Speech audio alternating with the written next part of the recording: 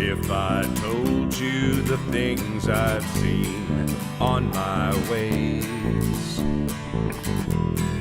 if I told you the things I've done in my days, you wouldn't believe me anyway.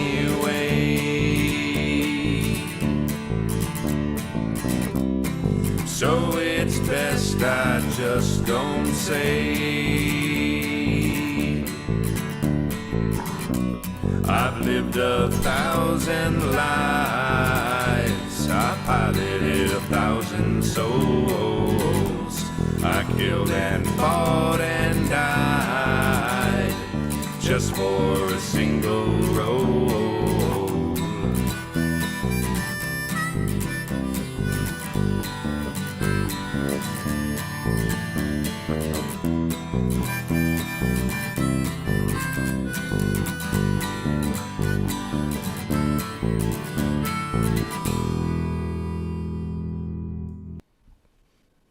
Hey everyone, thank you for joining us tonight. This is Happy Jack's RPG Network. You're listening to or watching an actual play of Pembrooke Investigations. We're very glad that you've decided to join us tonight. This is session 10, oh my god, 10 of this game. It is a Savage Worlds actual play. And if you want to catch up on the past episodes, all 10 of them, because there was a session 0, you can find those at happyjacks.org/Pembroke, or you can check out any of our shows on the Happy Jacks Network at happyjacks.org/shows. We are coming into the kind of end game of the show, which I know is very disappointing for me and for everybody else. But there is still a story to tell, and there's no rush, so Mr. Nick, we're not right up on there. I don't feel so good. Oh no! Not cool. Hold on. Notes for end for final episode. Too soon. It's too soon. Yeah, I know. Sorry. I got to make sure that everyone wants to come back for season 2. Uncool, dude. I'll do a half season of a different cast that is going to go back in time to bring all y'all back. But no, that's enough clowning around from me. I'm going to go around and have everyone else introduce themselves, and let's start with Jay. Hi, I'm Jay Holtham, and tonight I'll be playing Benton Ailes, an undead investigator. I am undead. I also investigate the undead, but, that's how it goes. That's how life is sometimes. Mm-hmm. Life? I'm definitely not eating vegetarian chicken nuggets right now. It's not happening. Why would you? Hi, yeah, I'm Blythe. I'm playing Analia Torres, the half-demon nerd girl who, does science things sometimes. And sometimes yells at Silas when he's not doing science things. Fair enough. Emily. Hi, I'm Emily, and I am playing Zoe Browning. She is a fae energy vampire who beats people up after she sucks their energy. And, she's learning a lot about herself. She's really having a real voyage of self-discovery. And I think she's one of the kindest, most compassionate characters I've ever played. I would definitely say that is in the top 3 ways that I would not describe her, but yes. Okay, we're going with that. Okay. No, we love Zoe. Here we are. and here we are. Hi, I'm Jason. I'm playing Silas, a satyr investigator who is a satyr and also has been known to investigate a satyr or two. Or undead, or whatever. Undead satyrs. Haven't seen them yet. Doesn't mean they don't exist. Ooh, that's right. Notes. Where'd my notes file go? And that's it. So he's like an investigator, fae, magic-y wizard guy, and also the primary driver of the group. I drive us around. I'm like our chauffeur. So. Also in the top 3 ways in which I would not describe silence. Oh, boy. Only because I'm not allowed to. That's the only reason. There are no laws against it. I didn't say no. They won't let me. I think it will be very fun. Very interesting. We'd all learn a lot. In any case, if the economy of Savage Worlds, if you are not familiar, runs on bennies. Bennies are little tokens that people can use to re-roll dice or affect fate in their favor in various ways throughout the game, usually through the use of edges or reducing the effects of wounds or other things that are happening upon them. Players all start with a certain number of bennies, but as is my tradition, I will offer an extra benny to anyone who would like to go ahead and recap last week's game. I can give that a shot. Great. So last week, we were all back in the office, just, joking and talking around. And the ring that Silas had gotten from the cult leader turned out there was something up with that. And every time that he would like refuse to let go of it, the ring just very clearly wanted to be with him. Wasn't as into Benton, wasn't as into Analia. Seemed kind of cool with Zoe, but unfortunately I never got to look at it really that closely because it was a very pretty ring and it would have looked very good on me. Anyway, after that, a small girl walked in and she told us about a case. She had a missing pet chupacabra. So we got some information from her and then we went to her house because we figured why not find a pet chupacabra for the $1 this adorable small child paid us.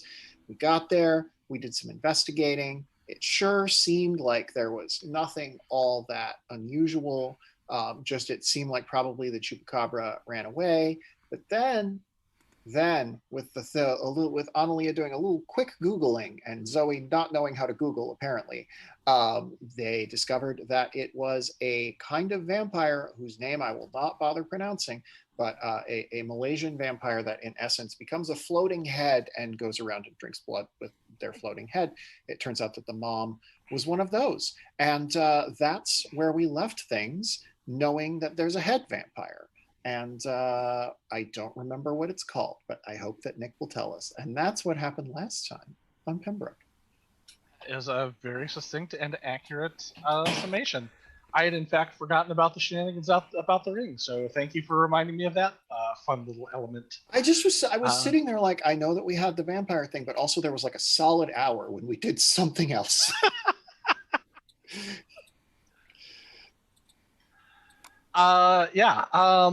Okay, that sounds fantastic. So as I recall, we sort of picked it up with the crew leaving. You saw the husband come home, go into the house. There's a little bit of like, who are these people in our driveway, sort of talking as you walked away, got in the car and started to drive off. Is that accurate? All right. And Benton, you are driving? Yes. Most And, definitely yes, Silas. Okay. How can we be sure? Yeah. Well, we could everyone could talk about where they're sitting in the car. Well, that would pretty much tell us who was driving. I just mean like driving's a spellcasting role, and if that's the case, then really I should be the one doing it. So, Is it?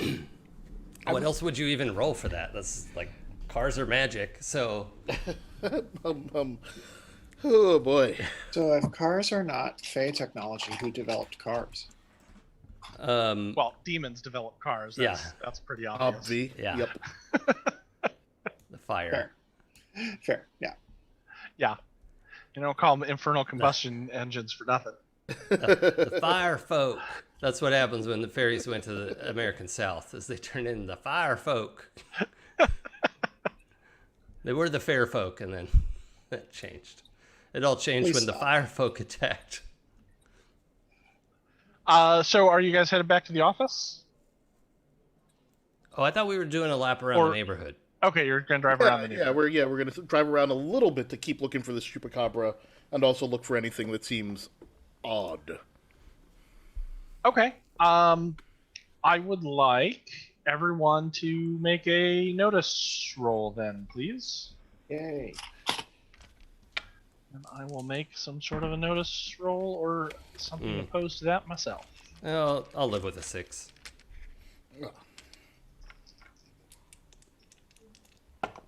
I'm on Cthulhu dice.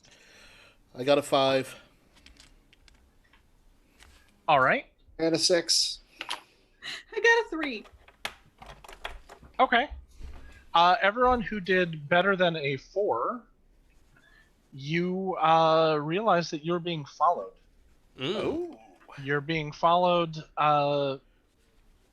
fairly ineptly by a silver BMW. Ooh, that's a nice car. Was there a reference to a silver BMW last time? Does sound vaguely familiar, right? It does. Zoe succeeded. Was that correct? Yes, I did. I did. I'm a very, very, I notice things very well. I'm very You do. observant. It's David's Yeah. car. That's right. Oh, no. Yikes. I'm just gonna, Awkward. You can't, listeners to the podcast, you can't see me right now, but I'm just sinking down in my seat.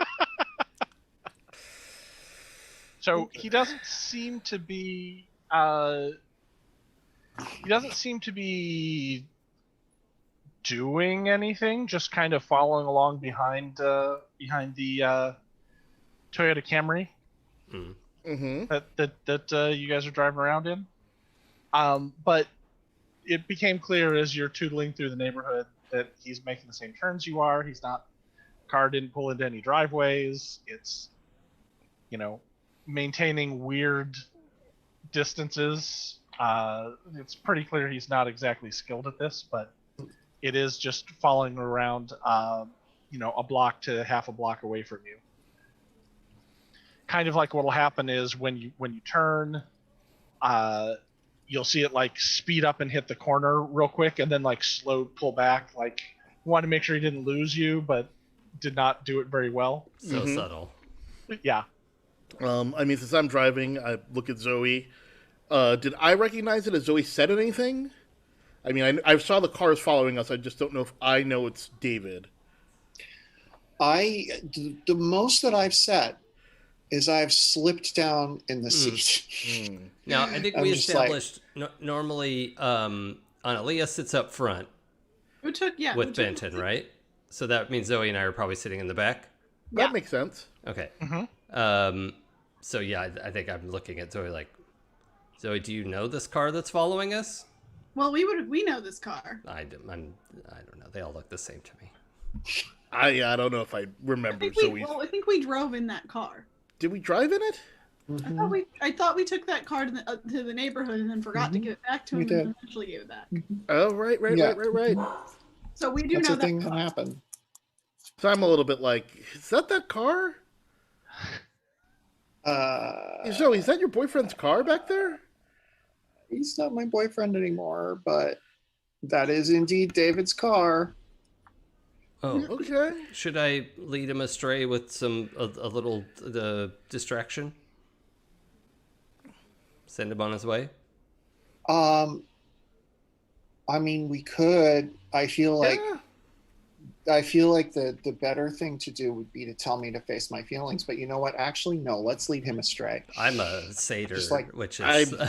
No interest in telling you to Just, face your what? feelings or Yeah. deal with this. I don't want to be around that. So Yeah, you're not going to get Okay. a lecture on responsibility from me. Okay, go for it. Please distract him. Okay, well then I have an out-of-character question for the table because Silas has undergone some shifts, and in character he doesn't 100% understand that. So I no longer have the actual confusion spell. I have what's called panic, which we sort of custom, like Nick helped me put together. And so if I cast it, it would be Silas going like, "Oh my god, that doesn't do what I expected it to do." But if that's too much, I don't like, this is a meta question, right, for us as players. Like, I don't have to do that. But that's a thing that could happen. I don't even know if I'll succeed at it, but would we rather handle this a different way? That's what I'm putting out there. Fascinated. I want to see what happens.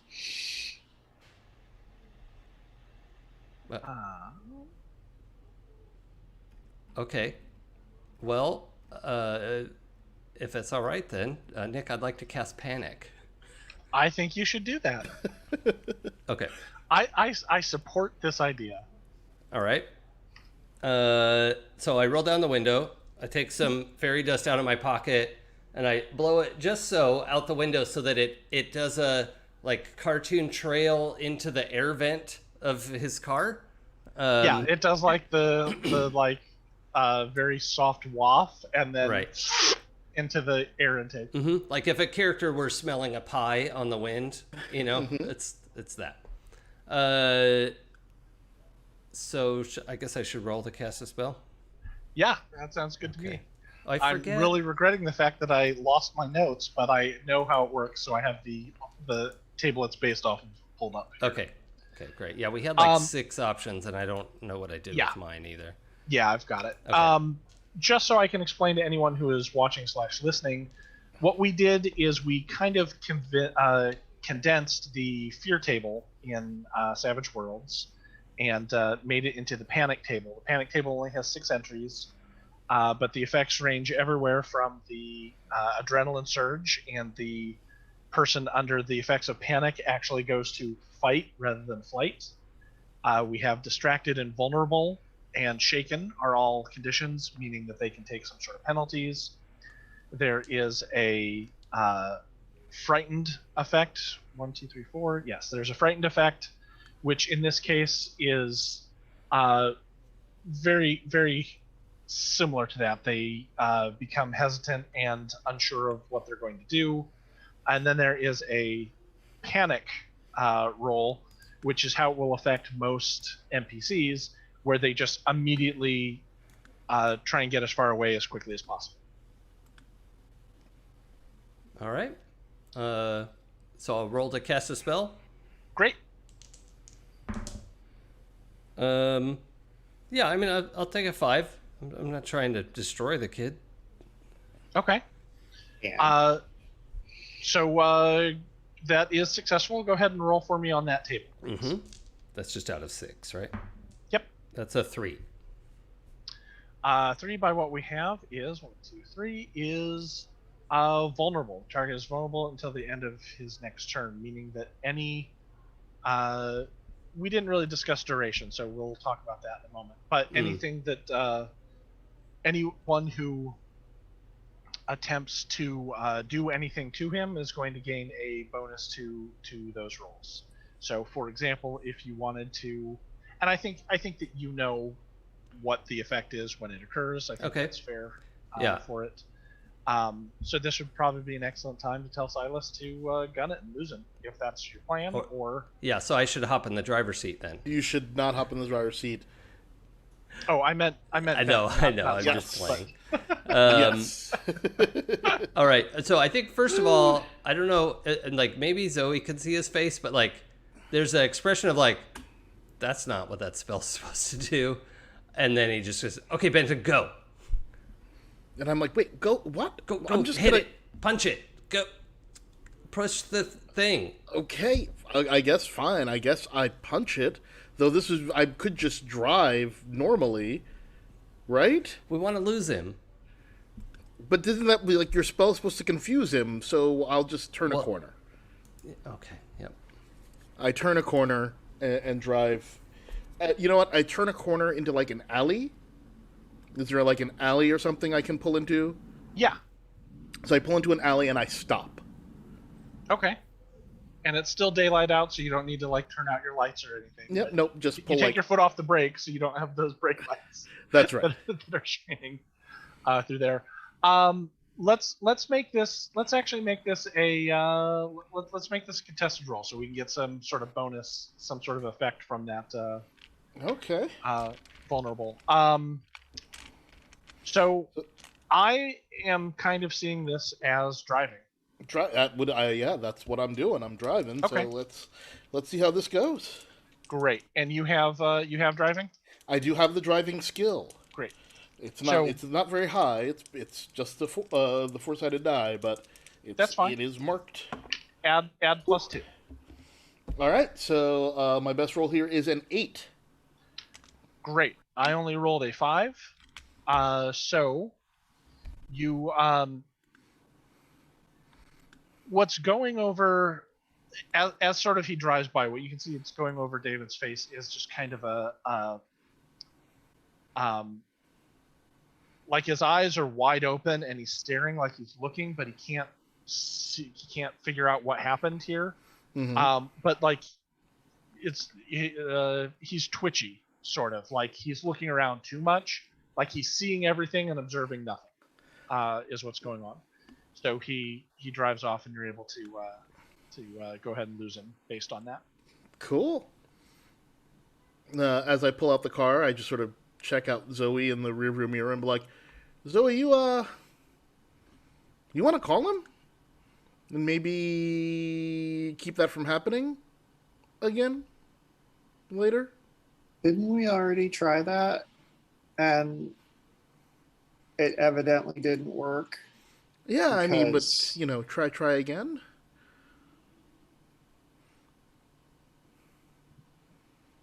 If he stalks me again, then sure, I'll talk to him. But, Okay. for now, probably it's, okay, fine. Fine. I'm just... Fine. You're not my listen, dad. You're not I'm my not. dad. I am You're not, no. my dad. I am not, and I'm not telling you have to deal with your feelings. It's just going to be real inconvenient being, investigators if, like, college kid is following us everywhere we go. Okay, yeah, it's going to be inconvenient if we're constantly followed by a super hot lacrosse playing college boy. I get it, but he's Just- so hot. Oh my god. Nope. He's obsessed with me. That's not good. Okay, cool. I'm going to call him. All right. Cool. Boop, boop, cool, boop, cool. boop, boop, boop, boop. Oh, And right then I now. literally, Oh, we're doing I this. literally, I'm we're doing this literally right just now. I'm literally just making that noise.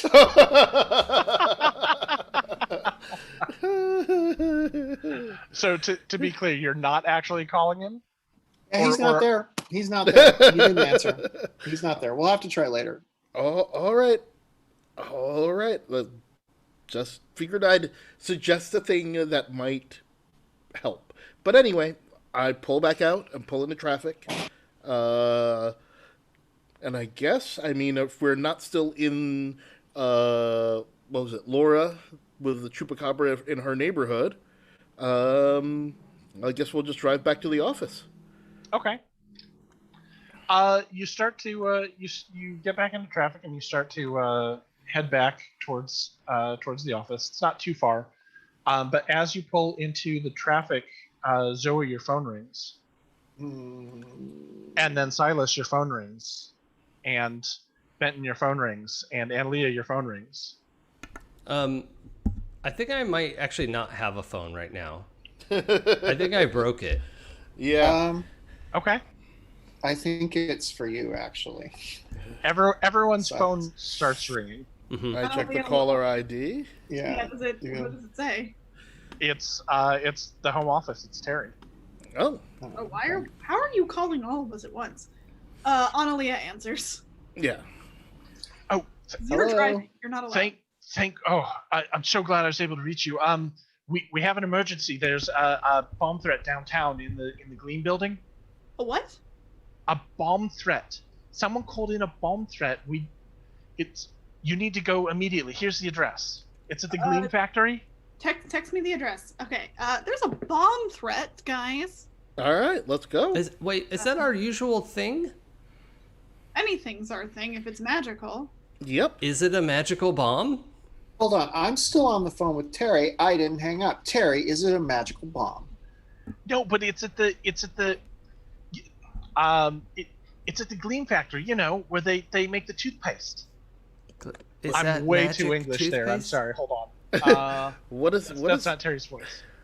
Toothpick. Is Toothpaste. Gleam a brand we should know off the top of our heads? Gleam is a brand that you know. Gleam is a toothpaste company.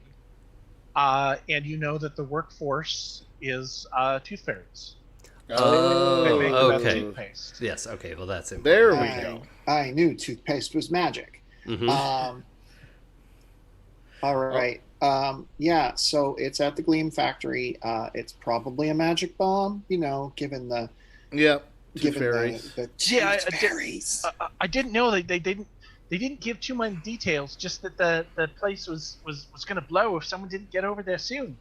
All right. Terry, do you have like procedures for dealing with vampires who are actually just heads? Well, I can, not off the top of my head. I can look it up, I guess. I'm gonna send you. I'm gonna send you a There's got to pin. be something. I'm gonna send you a pin, and if like you could deal with that, that would be great. Okay, I bye. don't. But Analia's just like, you just turn the body around before the head gets back to the body, and then it will get confused. Okay, yeah. and as the camera cuts away to Terry's point of view, who's continued to talk into the phone that got hung up on him. But I'm not feel rated. And then All right. back to the car.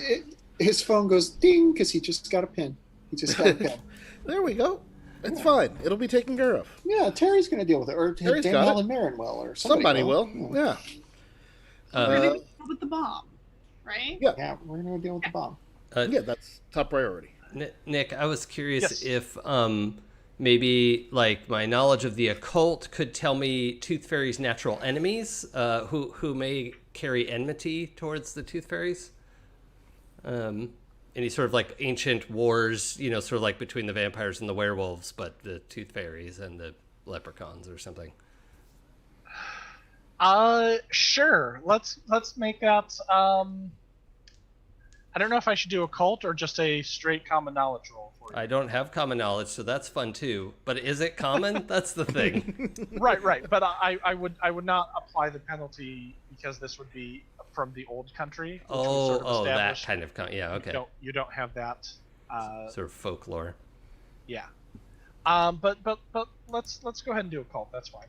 Okay. Have I been using occult wrong? Like, what is its sort of stated purpose? I don't know off the top of my head. Oh, okay. We've been using it just sort of shoot from the hip, so I'm going to say let's do that. Okay.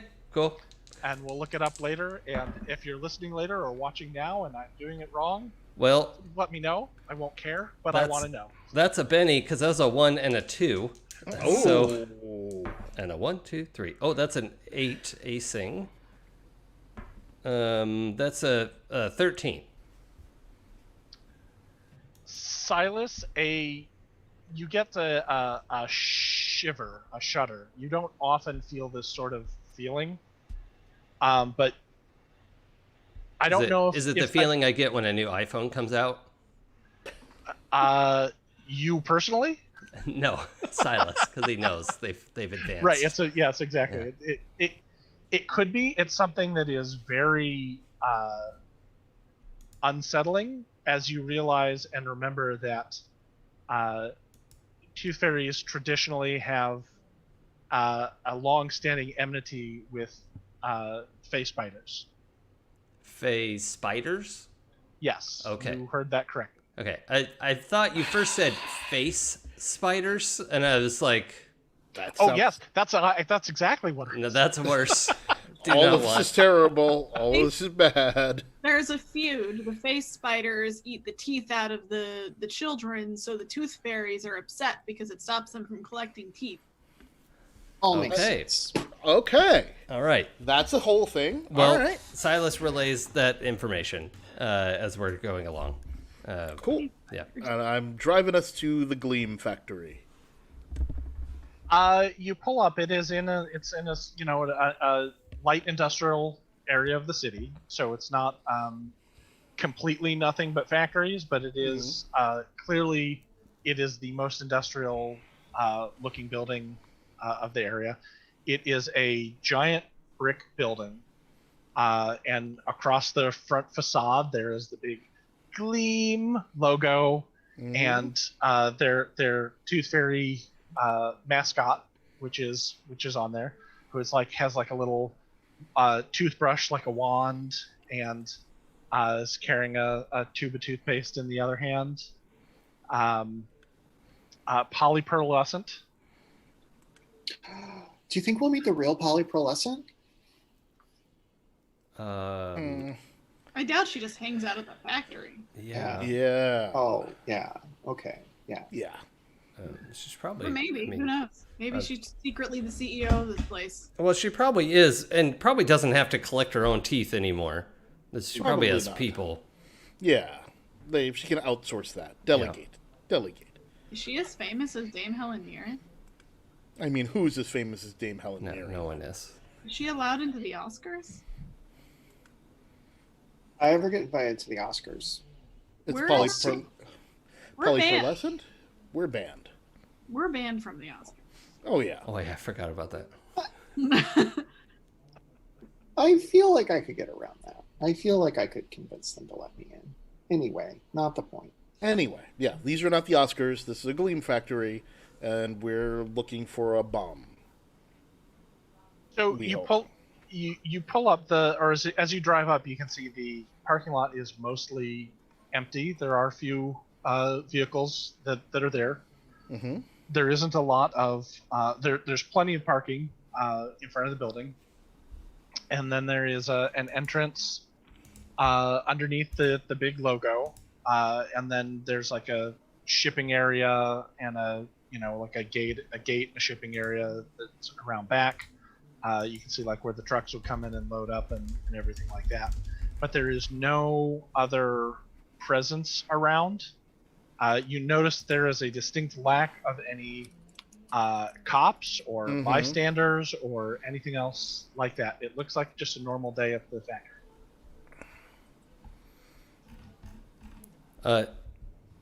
Sorry, sort of side note of Mhm. while we as I came up with the Fey spiders theory, are they known for any particular types of explosives or traps or like?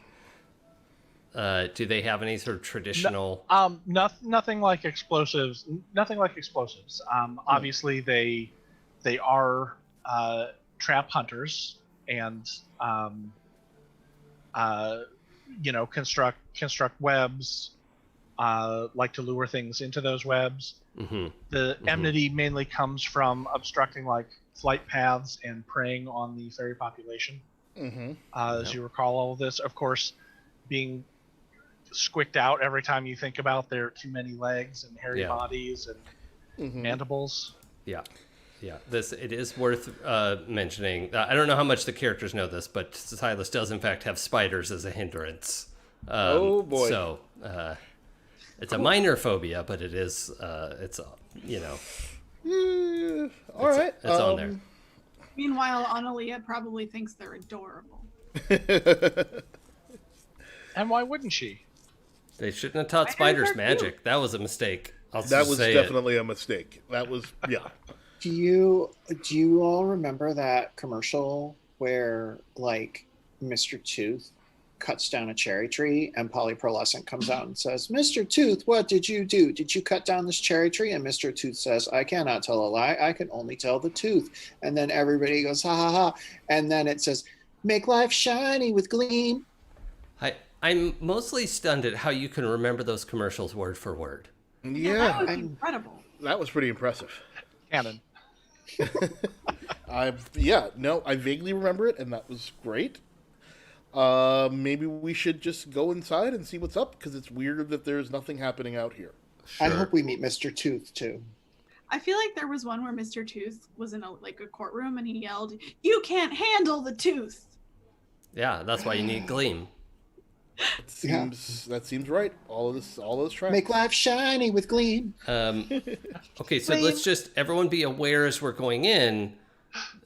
Fey spiders do like to set traps, and so if it is them, there could be traps around every corner, behind every door. And they make bombs? Not that I've ever seen. No, that's pretty unusual. It's just they're a natural enemy of the tooth fairies, and I don't know who else would want to harm them. So Uh-huh. I'll keep an eye out for face spiders because someone Yeah. might have teamed up with them, but the bomb doesn't seem like It doesn't seem, this is, I don't know, feeling very trappy, but I don't Hey, think we'll be able to... Most satyrs don't know how to drive cars, but I'm here, so that's... You don't know how to drive a car. You A don't know how to- spider yeah. could learn how to make a bomb, that's all I'm saying. That's true, but That you is- don't know how to drive a car. Obviously I do, but that's fine. You don't. It's okay. So yeah, I guess let's just... if there are tooth fairies here, I was going to say, Silas, do a magic about it to see what sort of magic is about. Sure. Yeah. Should I open with a Detect Arcana That spell? seems reasonable. Yep, because my magic is working just fine today, and everything's going exactly as how I expected. So, No way this is going to go bad. Okay, Detect Arcana. Oh, also, Nick, I had written down that I was down 5 power points from last session. You're back. That's fine. Oh, those are back. Okay, so I'll start from 10. So I've spent 2 on Panic, and I'm spending another 2 on Detect. Oh, no. Oh, no. It's a 1 and a 1, No. which I can't buy my way out of, Nope. if I understand the rules correctly. There is no magical emanation at all. You don't see anything that is odd about this place. You're casting over your sight. It looks completely mundane. Now, can we say that, so normally I put this on and I have this perfect eyeliner. Can we say that it's like smudged a little bit into like glitter tears? Like he normally doesn't do it that way, but there's like a on either side there. Yeah, absolutely. Okay. So yeah, we get out and he puts his eyeliner on. And he says, "Oh, this is good. Okay, so I don't think any tooth fairies actually work here. This is just a business that they've started, but this is just a mortal business. There's no magic going on No here." magic. Okay. here. Yeah. And why? They just set this in motion, and it's probably some sort of industrial espionage or. Your eyeliner looks really. I mean, it's like it's a good glam rock look. I'm just but, trying something new. That's all. It looks different. Okay. Well, I mean, we were called down here, so let's just... You say there's no magic, let's just go inside and check out what's up. Yeah, it's just it should be a fairly mundane operation. All I mean, right. there could be, criminals who set bombs, maybe set a trap or something, but it's not going to be magical in nature. We'll Great. keep an eye out. Yeah, I mean, obviously we'll keep an eye out, but you say there's no magic, so let's go to the front door and figure out what's up. Ooh, finally. You just science. You get to the front door and there's a sign that says ring buzzer to be let in. So we ring the buzzer to be let in. Great. The little intercom opens up and you hear a woman's voice and she says, "Hello, can I help you? Is this a delivery?"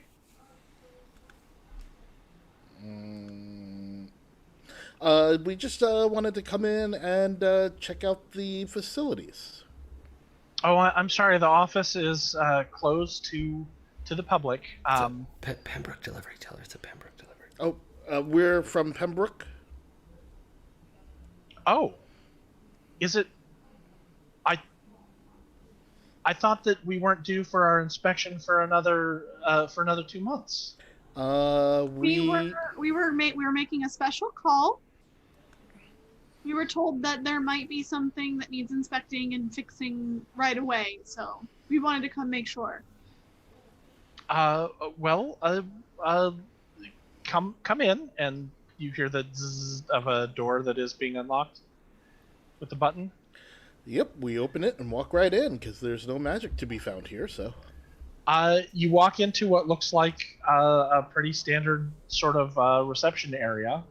There are some uncomfortable-looking chairs off to the side. There is a two fake plants that are by the front desk. The desk is kind of a rounded affair, like a half circle in front of you, and behind it there is a middle-aged white lady, and she is dressed, business casual, and she says, "I can. I guess I'll call down Mr. Berberunt and see if see if we can get this straightened out. But I'm going to ask you to please wait here. Sure. Normally we know when the inspection is coming, and so we can make sure that we have everything in order. But please, if you'll just be seated, I'll call up to his office. Great. Do you have a restroom or something? Or something. Not. I'm sure Mr. Burbank can help you with that. If you could just wait a minute or two. Could really use a restroom.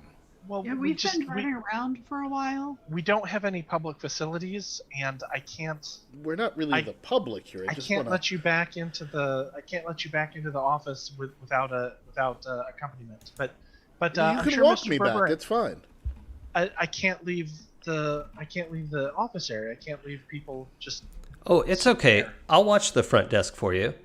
Can I energy drain this person to get And I wanna- Benton? And I want to put the persuade on while she does that. I think that you guys should do those. Okay. Those sound like great actions. I genuinely just think Benton needs to use the bathroom. I'm like, come on. That's great. I love that. Oh boy. Let him use the bathroom.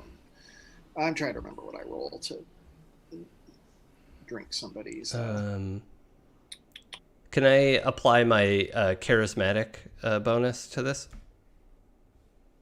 Yeah, of course. Offering to take over the front desk? Trust me, I know what to do with the phones. Fucking unplug them. So, Emily, why don't you make the roll for Zoe at the same time? The fortitude roll. Okay.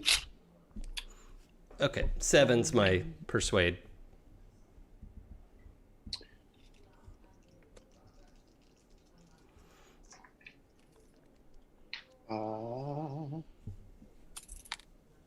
I got a 7 as well. Okay. You suck a level of fatigue out of the receptionist, and you can see her kind of deflate, and she looks at Silas. She goes, "Well, if you promise if you promise not to cause any trouble and to keep an eye on it, Yep. I could probably use the restroom as well. Just I need a little freshen up." Nope. I won't let anyone in. I'll take messages. Trust me. What's your name? My name? Oh, Silas. Yes. Silas. Oh, thank you, Silas. And if you'll step this way, Mr. Ailes. Benton Ailes. Okay. And she looks around again for a moment and opens the door behind her and to the side with like a little key swipe. Cool. And takes you back, makes like it opens into a hallway that goes basically just to the right. And as you walk down that hallway, you can see there are two doors marked with just marked bathroom on there. She goes, "Oh, just right here, and I'll be right here when you're done." Excellent. Thank you. As I go in, I do want to scan around. Do I see anything interesting or of note? There are some motivational posters in the hallway. Some, soar with the eagles. Some courage. Yeah. You never know what you're gonna do until the time comes, and it's a little kitten that's hunkered down. Yep. Given a snarl to a Doberman. All right. Cool. I go into the restroom, lock the door behind me, and take out my phone. Great. It's a standard restroom. You're not getting great reception in here, but you're getting a little bit of signal. And I call Terry. Yeah. Hello. Hi, Terry. Yeah. Hi. Yeah. So- How is everything okay? Apparently, yes, because we are here at the Gleam Factory, and there seems to be no emergency. Is it a bomb? Is it how? There's is it, no bomb, no bomb, but There's no bomb. they're There's no talking, and emergency. there's definitely a bomb. Where did the call Someone come called from? it in. Who called it in? It came from a unlisted number, a private number. Well, But they sounded really really upset, and they, you know, I really believe what they said. I mean, I have you looked around? Are you sure? I mean, we haven't given the place once over, but everything seemed really peaceful. No one here is acting as though there's a bomb. No one here seems to know anything about it. And they also, when we said we were here from Pembroke, they said we are early for their inspection. Do you know what we normally inspect around here? Well, at the Gleam Factory, you normally go through and make sure that that everyone is being treated right. You know, the two fairies there have certain rights and responsibilities. Make sure that they're not being taken advantage of, and making sure that they're not taking advantage of anyone else. Okay. I mean, that's basically part of what we do. I know you haven't been out on any of the inspection teams before, but it's a pretty easy gig. You just do a little bit of some interviews and inspect the sites and make sure that there's no tooth fairies. I think they've got problems with spiders and with iron, like a lot of they do. I can look up the full dossier for you, everything, but just make sure that they're not in any sort of a adverse workplace, and making sure that they're not taking advantage of any of the mortals who are involved in that sort of thing. Okay. If you want, I can get the auditing department on someone on the line to talk you through it. I mean, not right now. No. I mean, we'll deal with that when we come to it. But I'm much more concerned that someone called in a bomb threat when no one here seems to know anything about a bomb. Maybe it's invisible. But someone would know. Well, maybe they haven't told anyone yet. All right. Well, maybe they were trying to build buzz. Why? Okay. Okay. Well, thank you, Terry. We'll look around for a bit. But just give us updates if they call back, or if you get any further information from anyone. Okay? Oh, all right. I've got your number. Yes, you do. All right. Thank you, Terry. Have a good one. Oh, that kid. Okay. Great. So I hang up the phone and I step out of the bathroom. Okay. Before we do that, I just want to check in with everyone else. While that's going on, did anyone want to do anything in the reception area? Annalie is going to go over to the computer and the phone and see if she can find any logs of someone calling. Because she also thinks it's really suspicious that it's really calm. So she's she wants to go and see if the phone has made any calls to the Pembroke office and also look at the computer, check the logs. Okay.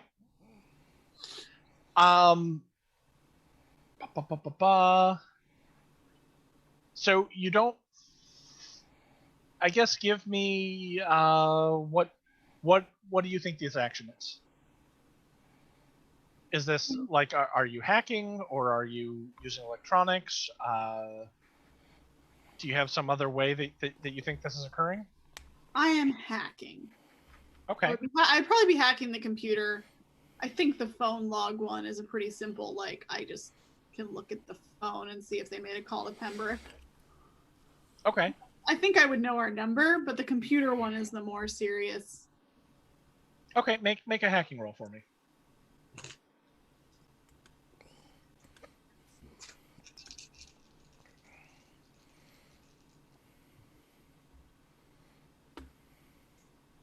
This is 7. Okay. I'm sorry, I'm not laughing at that. I'm laughing at something someone wrote in chat. I apologize. No, I'm also laughing at something in chat. And that's why you should watch live, listeners, because there are other things that are going on that are quite amusing. I am an office receptionist. You're able to get it. You're able to get into the system. The phone itself doesn't have any record of a Pembroke number going out from this particular phone. Okay. But you are able to find that there is access to a call logging software that logs all of the calls. The phones all go through like a VoIP, so you have recorded records of everything that goes in and out. And and you're getting you're able to see that there was one extension that has gone off and did dial the Pembroke number. The call was very short. It was only about, that looks like it was recorded as being 17 seconds. And it's extension 462. Silas just is looking over on Aaliyah's shoulder with the most disapproving frown he can muster of this, like, not only telephones, but telephones that have been purposely wired through the internet. This doesn't technically have to be the internet for this to happen. No, but voice over IP is. No, she just kind of was like, look, she's like, what are you, she kind of keeps looking back like, what are you doing?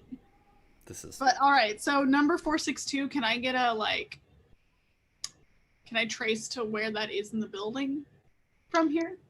No, there's like there's a diagram of where that connects into the phone tree, but not where those are physically located in the building. Is there a call directory of whose extension that is? Oh, absolutely. Which is what I probably should have thought of in the first place, but yes.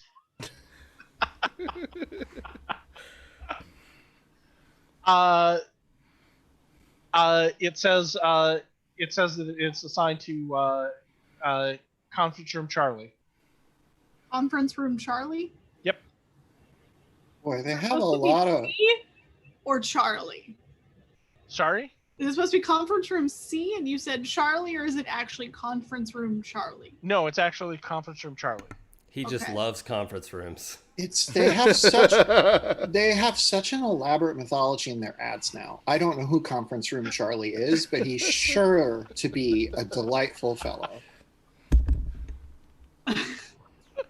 I've heard he can summon a conference room from out of the ether. Someone called. Hey, What we need now is a conference room. I need to borrow a little bit of energy from everyone on Earth to summon this conference room. Good old conference room Charlie. I mean, it can be so hard to find a conference room in a crowded office. Like, Conference Room Charlie always can. Mm-hmm. Have you considered that he may look like a conference room? Is that you look at him and he just like his face is sort of like a table, and he has some windows. I He had just not considered that. Charlie That's the why. conference room. Yeah, well, you know, He's a sentient conference room. yeah, there's some whiteboards, yeah, exactly. Okay, so from there, I'm like, all right, conference room Charlie, there's got to be a map of this building somewhere. Where is this conference room? It is looking at it, you can see it would be just down the hallway and to the right, like opposite the hallway from the bathroom. It's right next to conference room James.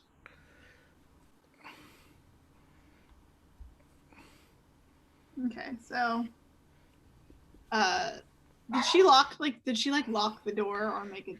Oh, you know what? I'm just gonna hack. Yeah, it has a swipe key. I'm gonna go over there and hack that. If that doesn't work, I still have some strength, so I can just knock it open. Yeah. that's Okay. also true. But I don't That'd be want very it to look like impressive. we're breaking in. Okay. Why don't you go ahead and make a different hacking roll to get through the door security system?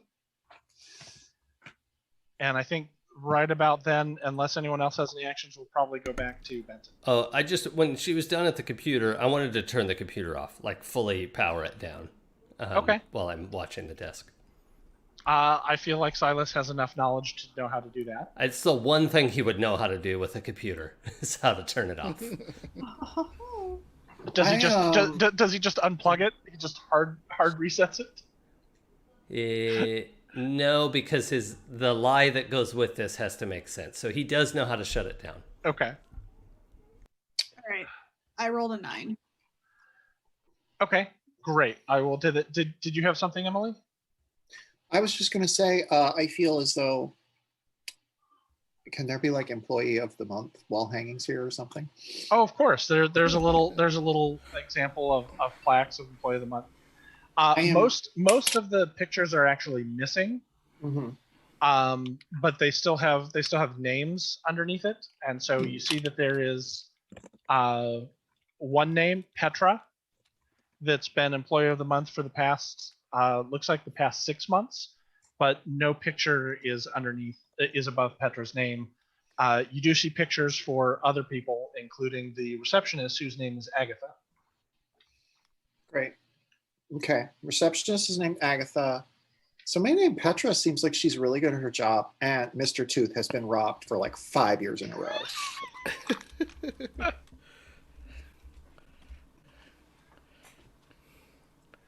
Okay. So you're able to use some of your tools to spoof a card for the door, have it read and go through, and just you're able to, like it blinks green and you can do it. Are you opening the door? I'm gonna knock first. Okay. You knock on the security door and you don't hear anything.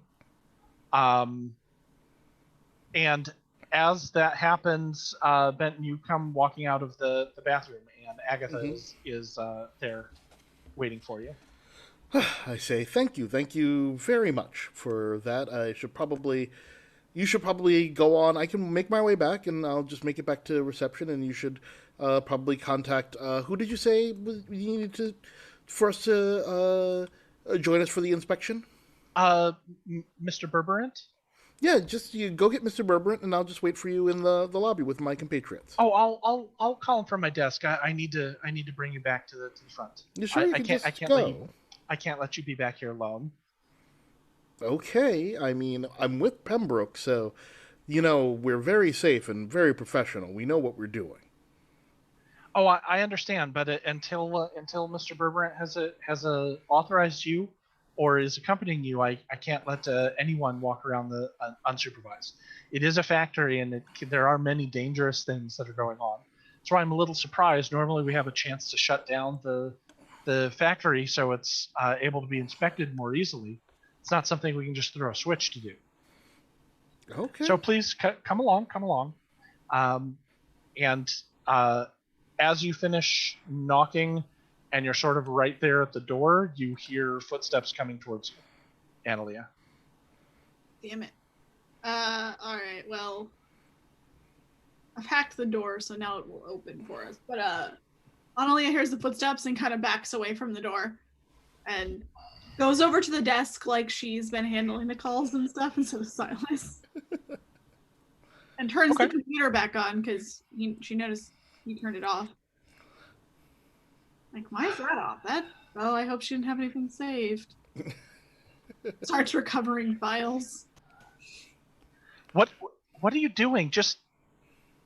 Have you been looking at the files on the computer? No, it said something about updating and turned itself off. It turned itself off. I'm recovering your lost information. Well, thank you. I'm something of an IT person, and I felt I know how bad it is when your computer crashes. Yeah, she's actually very good at this. Well, okay, thank and that's you. actually what she's doing right now. She is actually just recovering lost files. She watches you while she picks up the phone and says, dials in a number and says, Mr. Berberant, Pembroke is here? No, I don't. They said it was an inspection. They're right here in reception. Okay, I'll let them know. Mr. Berber will be right out. Mm-hmm. You said you were sent by the office for our inspection? That's what we were told. Yep. We got a call. We were investigating another job. Got a call. We were told to come right over here. Oh, Almost okay. like it was an emergency. Almost. Yep. All right. Well, And our I don't know what the rush is all about, but Neither do we. That's why we thought we should come with all haste. Yeah. Zoe waits for a lull in the conversation and kind of leans over on the front desk and says, "Agatha, doll, sweetie, yes. do you know where I could find a Mr. Conference Room Charlie?" We have a conference room called Charlie, but it's not a Oh, person. interesting take. Could we wait for Mr. Berber in there? He'll be out in just a moment. So you're saying it's a room and not a person?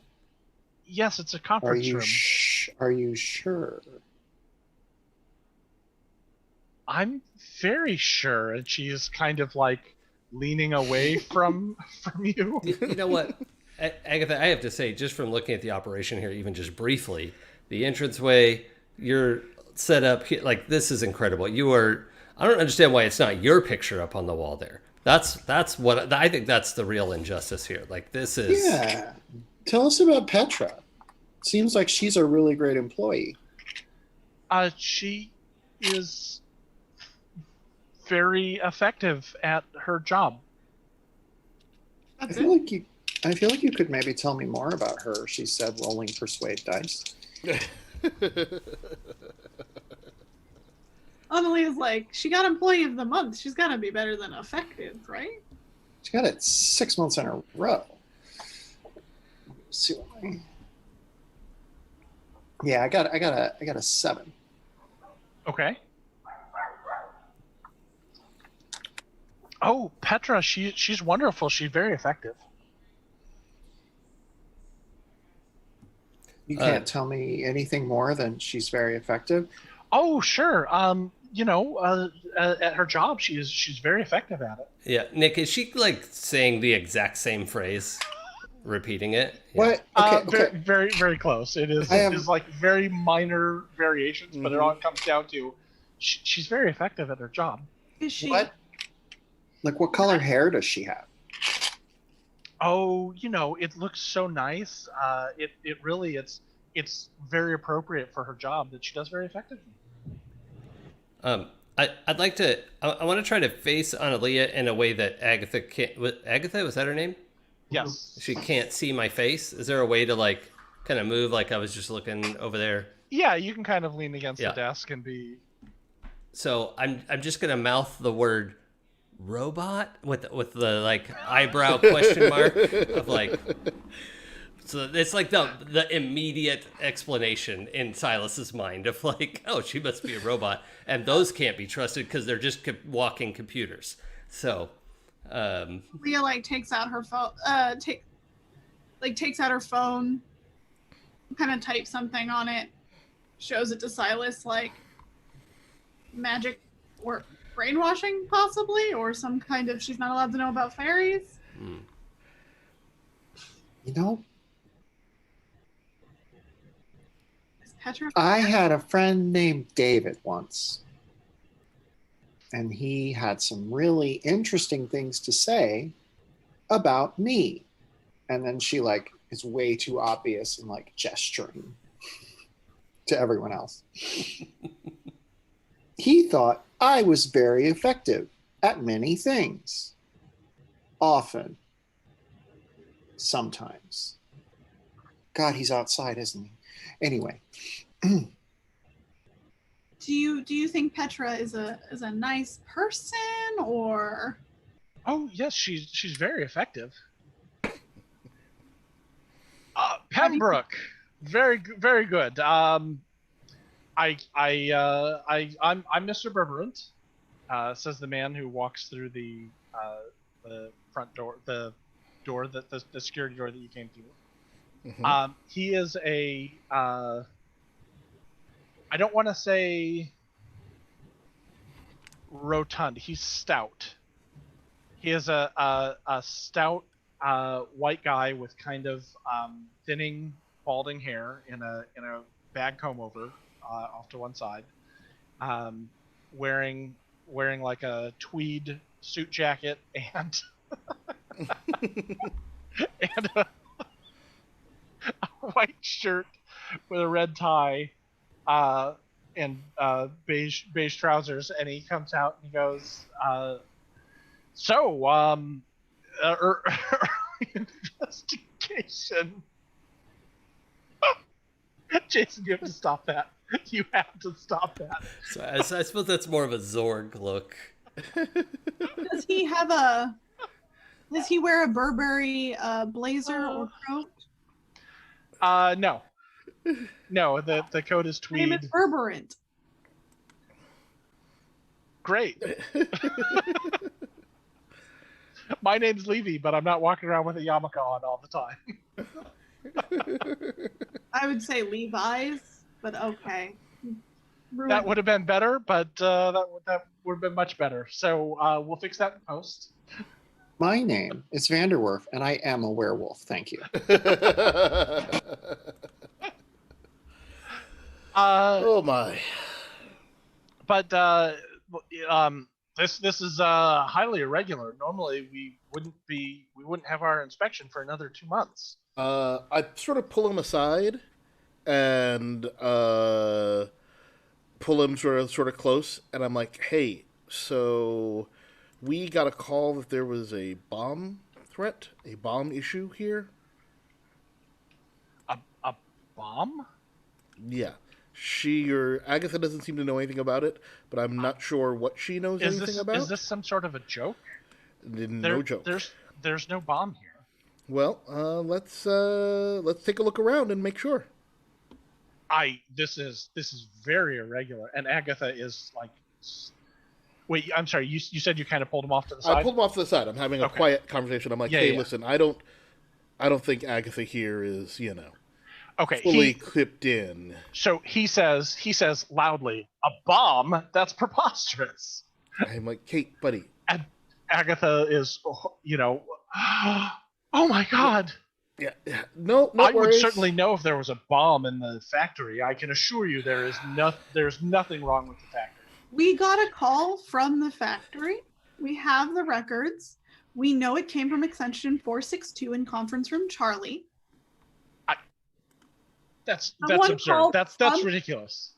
I can assure you. And she pulls up the phone records and is like, right here, 17 seconds, Pembroke investigation. We got a call that there was a bomb threat. We would like to once over your factory to make sure that there isn't anything that is a danger to you or your employees. And as Pembroke Investigations, that is part of our job with your factory. Yep. Well, he's just blustering. Go ahead. And we want to hear what you know about somebody named Petra. And if you say she's effective, I swear to God.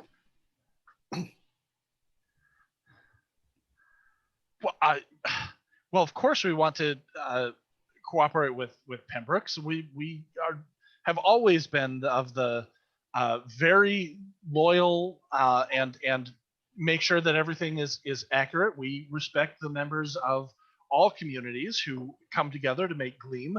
I can't imagine there would be anything irregular about what was going on. Where did you get those records? Have you been snooping in our system? I have my own phone records, and I'm very good at tracing things. It's part of being an investigator. Look, there is something happening here. I think it's going to be best for you, for Agatha, and for Gleam if you just take us back and let us have a look around. She's like, I can. Also, Analia goes, I can trace calls from the Pembroke phones. You know that, right? There would be no reason to have been called. We have our investigation scheduled in advance to make sure that we are in compliance with all current regulations and fair treatment of all of our employees. the employee Petra, who you named, is not. There's nothing wrong with her work, and I don't appreciate you implying that she is somehow doing something incorrectly in the facility. We're not trying to imply that She's very happy here. I'm not Okay. implying, yeah. Yeah, no, I'm we not were just- implying anything. We just need to do a walkthrough. Yeah. Why don't you show us through the factory floor? We need to make sure there's not a bomb so that you and your employees don't get hurt. Also, we need to interview some of your employees to see who would have made that call. Can you introduce me to Petra? She seems really cool. Agatha, get legal on the phone. And he We're gonna crosses be like his arms. He crosses his arms and stands in front of Now, me. Mr. Berberant, I don't think that's really necessary. You know who we are. We know who you are. The call came from inside the house. I think we can resolve this. Right I here. have rights here. You can't just walk in and do whatever you want with this factory. We have no intention to infringe on your rights. And I'm sort of like trying to get in there before Agatha can pick up the phone and do a persuade, a like magical level of persuade to try to be like, look, I'm not this... very intimidating, but I want to say something intimidating. Oh, if I think that you should do something intimidating as an assist, as a help action to Silas's persuade that he's about to make here. Okay, so Analia walks right up to Mr. Berberin, and I'm guessing she's like a foot taller than he is. Not quite, but yeah, you use a significant height advantage on him. So she like looks down at him, being all demony, and is just like, "Sir, unless you want, it sounds like you are treating your employees unfairly. And if you want to fail your inspection, we can gladly do that and then possibly get Gleam shut down in the magical community. Because it sounds suspicious about how you're treating your fairies and the fact that we can't talk to them. So you can either let us in, investigate, interview your fairies, or Pembrooke can fail you. And then you can see how things go." All right, make an intimidation check. Is that a persuasion check or? No, that is an intimidation check. Okay. I didn't know if they were separate skills because I don't have it. Nope, they are separate skills. So that is a D4 minus 2. Great. Oh. All right. Well, that's an 8. Woo! All right, fantastic. So success with a raise, even with your penalty. That's pretty impressive. Jason, to your persuasion, you're going to add a +2 to that. Okay, well, my best roll was a 10, so 8 plus 2 is 10, so it's a 12. Okay. And your tack was what? Just, It's hey, let us more in. We're gonna take care of persuade. this. There's like no need to escalate, right? Like we can resolve all this without bringing in legal or our legal team. There's no reason to get to that level. And my very scary friend behind me, it's like just trying to be the essence of reasonableosity. Good cut, Okay. bad cut. Yeah. And I forgot that New Silas had trained in intimidation as well, but I'm not using that right now. He sort of visibly deflates.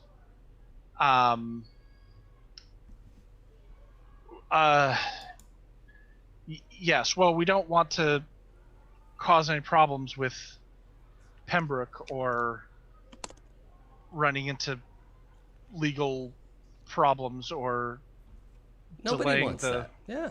the thing, so I can show you around, I suppose. And we really appreciate you taking the time out of your day to do this. I'm sure you're very busy. We have cases to follow up on.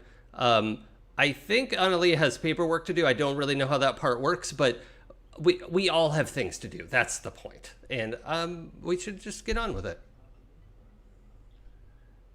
Yes, very well.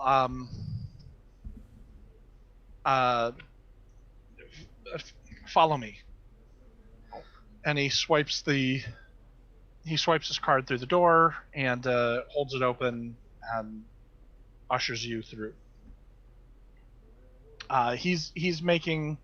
Is everybody going through? He's making motions for everybody to come. Yep, we're all in.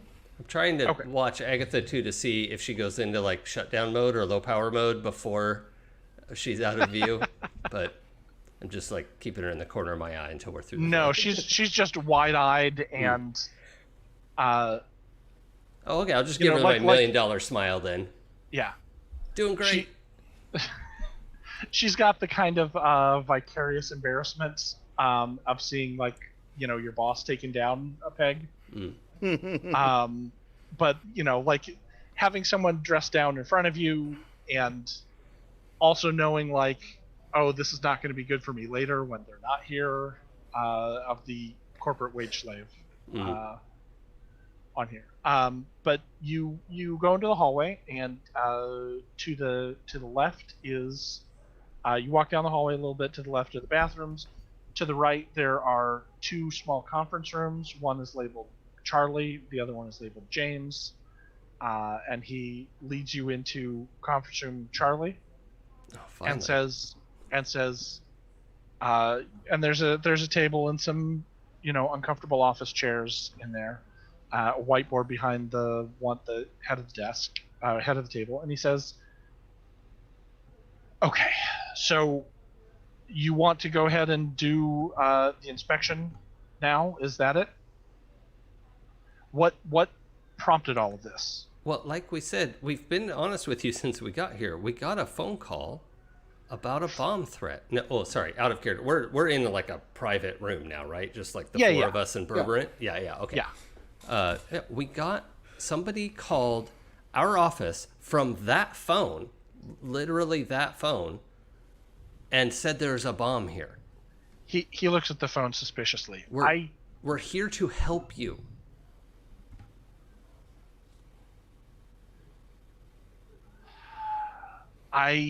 No one has reported anything like a bomb. We haven't had any interruptions in service in Gleam at all. I'll take you through the facility and you can take a look, but there's nothing here to see. How long is this going to take? I don't want to interrupt the entire workday. I don't know. How big is the factory? We just have to look. I mean, can you give me access to some security cameras that see in this room so I can see who was in here in the last few hours? We don't have security cameras in here. We have the door facility. This isn't Fort Knox.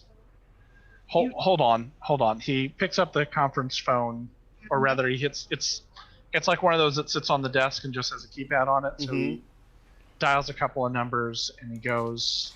You hear it ring. Some guy answers and he goes, "Frank? Wah wah.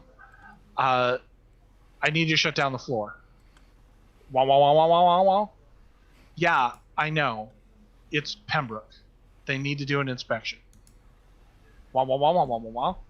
Yeah, I know. 2 months, but they're here now. We have to do it. Just get it done. And he hangs up the phone.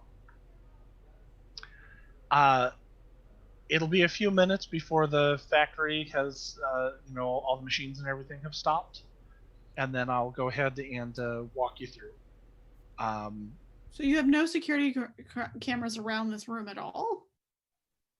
No, why would we have security cameras inside the office? We know who comes in and out. That's all recorded by log. It's all recorded by log? For the building, we have security footage. We have cameras that are, monitor the outside of the building. We don't monitor people inside the building. What's the point? I don't know. Some people are thieves. She's like, can I see logs of who's come in and out? Maybe do you have like a booking system for the conference rooms? Just trying to get a feel for whoever might have called us. We just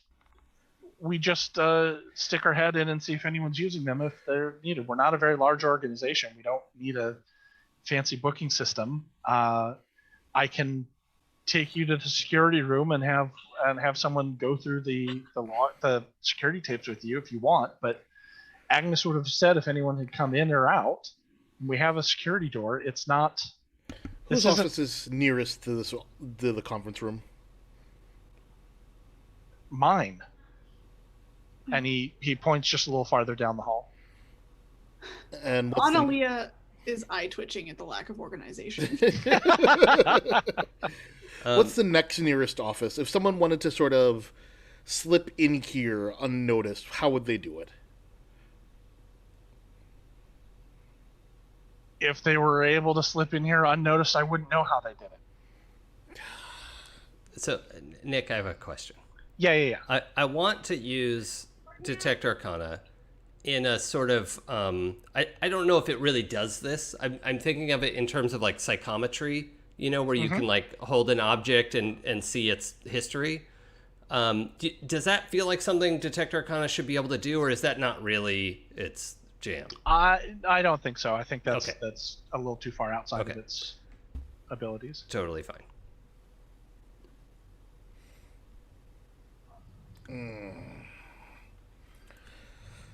Okay. You don't have any idea of anyone that would call Pembroke to call in either a real or phony bomb threat to bring us down here. I can't think of any reason why anyone would do that. You can't think of and- anyone who works here who I sucks think a little bit. I think everyone should make a notice check. This dude. Yeah, I'll take my 4. I'm gonna burn a Benny because that was a 1 and a 2, so it was not double 1. That's scary. Yeah, Yeah, it's like right? burn the Benny just to like clear the air. So Clear, burn the yeah. sage and yeah. I got a 10. The always I got another the 1 always and a 2. observant the always observant Zoe Browning got a 5. Okay. Wait, hold on. Before JG, what's your notice die? Unfortunately, it is only a 4-sided die. I've not Oh, okay. bumped up my I- notice. Fortunately, Nice. Da-da-da-da-da. No, I'm only asking because I took the edge that lets me spend bennies on other people's behalf. And I thought if you had a big die, would take another stab at it. But if it's already no, kind of a it's- stretch, then yeah. It's a stretch. Okay. All right. Who did better than a 9? I got a 10 on a Okay. D4. I am very happy. I got this many. Very impressive. Nice. I got a 5. Just 4 for me. Analia, I think because of the position that you're sitting at the table, you can see like there's a little bit of sweat that's coming down Mr. Berberant, like hairline behind the ear, down his neck a little bit, and he you caught a hitch in his voice when he said there's no reason anyone would need to call in about the operation here, and you're pretty sure that he's lying about something. All right. I turn to Zoe or I text Zoe and tell her to show Silas as well. As we're like sitting there, she kind of just like, oh, and then like goes, he's lying, and it goes to the group text with Zoe, and it goes to everybody, but tell someone to show it to Silas because he doesn't have a phone right now. I pass my phone along under the table to Silas, and like I'm sure that he backs away from it real quickly, but no, I force him to see. I force him to look. All right. All right. Well, with that information, So I'll escort you through, and we can take a look, and you'll see that I run a very clean operation, that I'm compliant with all regulations regarding the treatment of the fairies in my employ, and they are not laying any untoward situations on any of the mortals here as well. So did you want to go to the security office? He looks at Analia and take a look at the external videos, and I can walk your friends through the rest of the facility. I would also like a log of everyone who's been in the facility today. I'm sure a security department can do that for you. I'll make sure that they know to cooperate. I see. Did Annalise text just say he's sweaty, or like what was it you sent us exactly? She sent straight up like he's sweaty and nervous. He's clearly lying. Okay. Like Alright. the text just said he's lying. He's lying to us about something, basically. You know what? I am gonna try to intimidate him. Okay. Yeah. We're a scary bunch today. Yeah, let's see what happens. So is this a like a withering gaze? Are you saying anything? No, this Are you is me looming over him? looming way in. I'm gonna burn already my last Benny, but you know, Oh no. end game. Because I really like to make this guy do something. So this is really just sort of like your classic strong arm, loom over, look mean and tough. Oh, good. Yeah, hold on.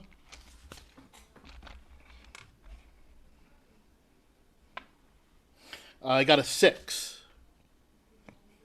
Okay. I realized I have to resist that somehow, so give me a moment while I roll some dice. That sounds great. Oh, right. I have a part to play here, too. Just roll less than a 6. Well, why would you just assume you rolled less than a 6 then? Well, And that's... I did roll less than a 6, so that's fine. Yay. All right, so you get up inside of Mr. Berberant's personal space, Yep. and he wilts a little bit under your look, and he goes, I'm doing what you said. I'm going to take you through the facility. I'm letting your friend look at the security information. What do you want?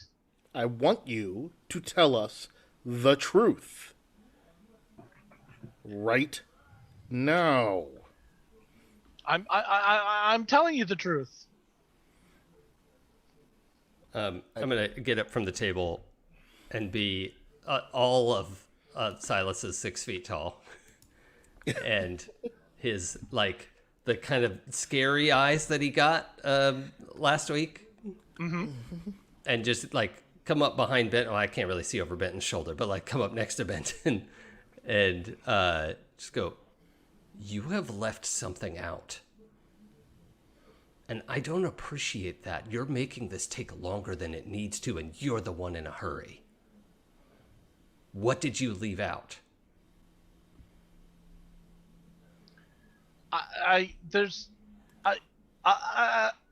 Everyone, I want you to go for initiative here. Oh, well, yay. Oh my. Oops, pushed him too hard. What Sorry. do we roll for initiative? It's cards. I'm going to give you Oh, right. initiative I numbers. totally Right. forgot. I completely. We haven't done combat in so long. I was like, wait. It's because we're Couple so of good weeks. at our Yeah. jobs. So I am going to start with. Oh, right. The last time we did combat, Jason was on my team. So That's right. I would still prefer to go last if that's not inconvenient. sure, I can do that. I will go ahead and start with. This isn't going to make any sense for anyone watching, but this is how it appears on my screen. So I'm going to start at the bottom with Emily. Zoe has the ace of clubs. Ooh. And then I'm going to go. This doesn't work anyway, so I'm going to go to life. You have the 4 of clubs. Great. Jay, you have the 10 of clubs. Oh. Silas, you have the 9 of spades. Got it? And I have the King of Diamonds. So in order to sort of represent what's going on here, Emily, Mr. Berberin is about to bolt. So I don't know what you want to do with that information, but you are up first. I want to just get some of that sweet energy. Okay. Just and that should slow him down enough that we can stop him from. We'll make what things he a little wants more to do. difficult for him, that is for sure. Yeah. So, I'm gonna re-roll because I haven't spent any bennies yet. It was a pretty good roll, but let's find out what I get now. Yeah, I just keep getting 5s, so I guess it's a 5. Okay. Well, I had also rolled a 5, so I'm also spending a Benny. And that's a 4. Yeah, I guess you're able to suck some energy from him. He's going to take that level of fatigue. You have a level of strength or vigor, Yeah. as you wish. Yeah. And anything else that you want to do? No, I want to just actually I just want to turn and be like, yeah, he's running. He's bolting. Stop him. Okay. He seems a little tired, but like you definitely felt that you took energy from him. Mhm. But he gets up from the table and lurches towards the door and starts running away. You get outside the door, or is he at the door? No, he's slammed the door open and he's running out. Oh, good. Okay. 10 of clubs, which is Jay. That's me. Well, I'm not gonna let him go, so I want to grab him and pull him back. He's already running out the door. I guess I'll tackle him. Okay, so you run after him and tackle him? Yep. Okay. I guess let's see if you can close the distance first. So roll. Mr. Burburn is running flat out, so this is going to be a situation where you're going to probably want to use the running die. Running does count towards the multi-action penalty. So you will run, but if you are also going to tackle him or try and do something like that, it will also be at a -2. All right. I mean, yeah, no, I don't try to catch him. So, Okay. what the hell? Running. Okay. So is believe that a skill or is that? No, it's innate. You should have something called pace. Pace. Yep. And the pace is your pace is 6. Yep. Okay. That means you're going to roll a d6. Great. And add that number to your pace. Got it. And do I roll the wild die or just roll the d6? Nope, just roll a single d6 in this case. So that's a 4 for a 10. Okay. He also rolled a 10, so you are right on his heels. So go ahead and make let's do a grapple test here. So is this a fighting roll, right? Athletics. Athletics. Yeah, unless you're just gonna like punch him in the kidney or something like that. I don't want to punch him yet. I mean, he's annoying me, but that seems a little extra. All right. Yeah, and we're always so restrained. I mean, punching that's like real, you know. Hmm? You guys are mostly restrained. That's sometimes an 8. bound. That is an 8 on my athletics check. Okay. I am rolling mine. Ooh. It's either real good or real bad. Yeah, I know. I'm spending a Benny, so That's that'll tell not you good. that way. I rolled your classic 1-2. You passed it on to me. Ah. Good. Yeah, keep rolling like that. What did you get? An 8. Okay, the best I got is a 5. So you are going to go ahead and succeed in kind of getting a hold of him. You don't have him like fully wrapped up, but you've got. How do you want to hold him? I just want to I mean, is he already out the door? Yeah, you've chased him down the hallway a little bit. Down the hallway. I just want to pin him against the wall. Okay. Arm bar against the wall. Great. So you've got a hold of his arm. You don't really have a solid arm bar, but you've got you've got his left arm kind of behind him, and he's struggling with you. And I'm like, hey, just tell me what's going on. Okay. 9 of spades. Silas, you just saw Mr. Burp. You saw Zoe do her siphon thing, and then Mr. Burbrant staggered out of the room and ran down the hallway, and Bent was right after him. What do you want to do? Okay, he's being held still right now. What they're struggling. They're struggling. Is intimidation something you can use in combat, like in rounds like this, or is it? It would be like a test, like you're trying to impose a condition, like vulnerable or distracted or something like that. You're trying to be like throw him off or make it easier for other people to do things to him. Okay. Yeah, I think I'm gonna just like catch up to the two of them. It sounds like they didn't get that far. No. Well, they got farther than you can move, moving at like a comfortable pace. So if you need to be right next to them, you're also going to need to run or. Yeah, I wanted to get in his face. So I think what I'm going to do is stroll after them and just cast stun. Okay. Which has a range of smarts. So I think that's probably covered. Oh, absolutely. Yeah. You could actually do that just like popping your head out the door of the conference. Oh, I know, but I'm doing the serious walk. No, I understand. I get the intent. I'm just letting you know, like, in terms of range. Okay, cool. So yeah, I'm gonna cast a spell.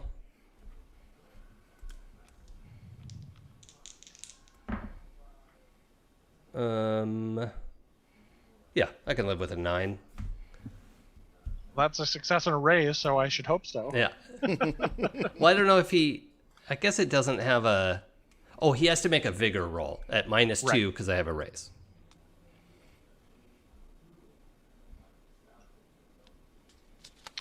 With the result being, if I fail, he's stunned. Yeah. And is that? Did we find out? Is that persistent, or that's just for one round? Right. It is until the end of his next turn or something. Let's see. You're distracted. Your recovery at the start of his turn, he makes a vigor. So he gets to try at the start of every turn. Okay, for free. Got it. Yeah. But this doesn't. Stun says the duration is instant. So then he just has to make his stun recovery checks until he gets it. He's stunned. Okay. So the stun, you know, like I can't remember how we described it before. Did we have a trappings for this? The last time I remember using it is when you were Mega Silas, and it was actual concussive force. Right. Yeah. Okay. But I think when you've done it before, it was some sort of a. I want to say. Oh, I remember what it was. It was. He blew a handful of. Yeah.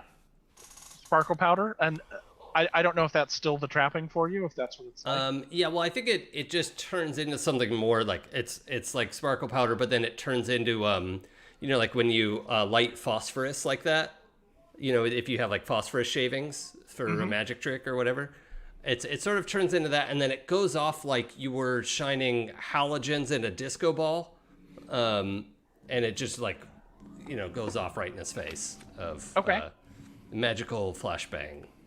Cool. Not much in the way of concussive force. It's mostly like, it like makes a little bit of a noise, and it's mostly just really bright. Like could see it with your eyes closed, kind of thing. Mostly flash, not so much bang. Yeah. And localized because it doesn't affect Benton. Yeah, well, I'm also imagining Benton going like, "Uh-oh." Like, well, I know what that does. I've seen this up close before. Great. So he's stunned. Okay. And then that was 9. So it looks like we're at Analia.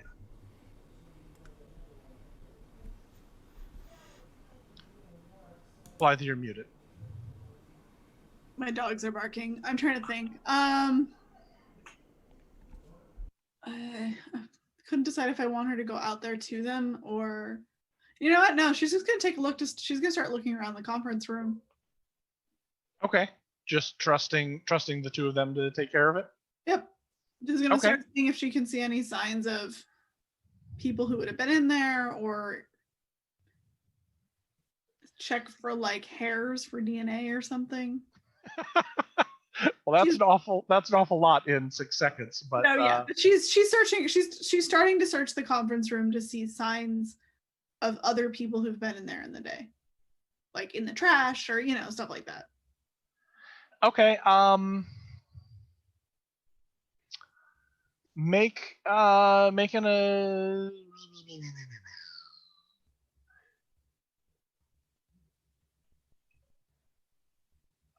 give me either an occult roll or a notice roll. The notice roll will be harder. I don't have a cult, so. So Wait, can I use Jack of all trades here? How does that? I have not been able to use that skill yet. So the way that Jack of all trades work is you need to do a little bit of research or watch someone use the skill that you want to emulate. And if your, I think it's a spirit roll is success, or no, it's a smarts roll is successful, then you are considered to have that skill at a D4 until you use this skill again. Well, because I've seen Silas do occult things.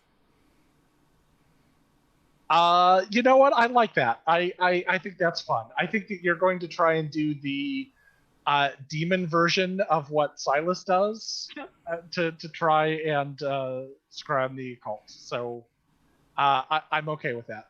So first thing you need to do is make a smarts roll. All right.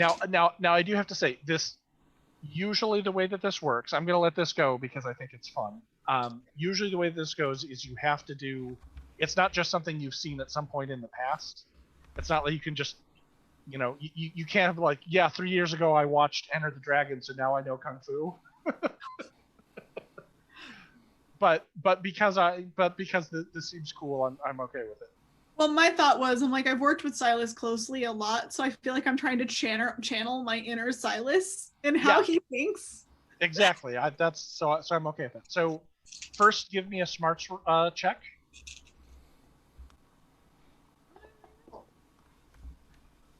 I can do better than that, I think. Well, all you need is a 4.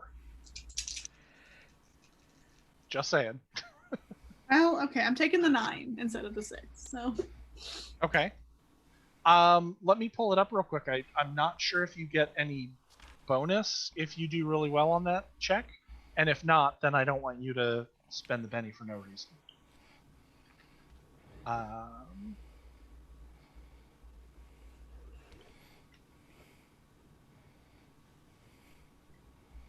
Let's see how searchable this doc will do. Not very well. Let's see. Oh wait, no, I just go back.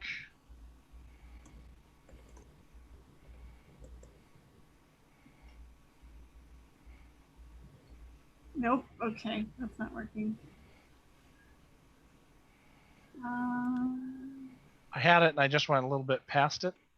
So let me see if I can go back here. Here we go. Time unlock. Oh, okay. So with a raise, you can bring the skill up to a D6. So the raise was worth it. The raise will stand. So you have a D6 in occult.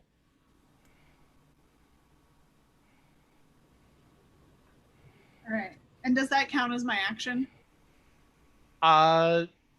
The doing the search will count. Okay. Just making sure. Yeah, I would say that based on how we're playing this right now, that's not your action. Okay. Yeah, she's like walking around the room like, what does Silas do when he's looking for occulty things? So I feel like you're gonna have to describe to me what you're applying as your eyeshadow. She pulls out, she like looks in her, she like goes through her bag for a second. She like fingerprints it and opens it up and searches around. And she does like makeup, but she doesn't always have some on her at work. But she finds some glitter that Zoe gave her a while back. Because like Zoe found it and just was like, here, this is cute. And so she pulls it out and she's like, all right, so what does he do? And he like, so she pours some on the table a little bit, closes it, and then like puts her fingers in it and does like this motion. Okay. Like that's how he does it, right? Yeah. And she, like, That's closes her- literally what he does. Fantastic. If you're just listening, we're describing the sort of like V across your eye from the dance scene in Pulp Fiction, Yeah. but with your hands turned in as opposed Yeah. to out. Yeah. And because I rolled a 10, I think I did an okay job. Like it actually looks pretty nice. All right. Yeah. So this is not the spell that he casts, the Detect Arcana, but that's usually what he uses when he starts to look at occult things. Yep. So so you're not going to get the like magical effect that he gets, but I think you put yourself into the headspace and looked around, and you realize that there is sort of a small trail of glitter that's not yours, that's very fine. It's sort of like it's a slightly shimmering dust that you can see that is that goes from the phone and like leaves a little trail that goes out to the door. Okay. So she's gonna start she's gonna like looks at her glitter jar and she's like pulls out another jar and sampling Okay. stuff. Sure. There's not really going to be very much to collect, and it sort of will like, like you've run your finger through dust, Yeah. and then like I don't know if you've ever tried to like rub your fingers together to get that dust off and like save it, but that's kind of what you're doing here. Is there tape? What Annalise is doing. I don't think there's tape in this conference room. Yeah.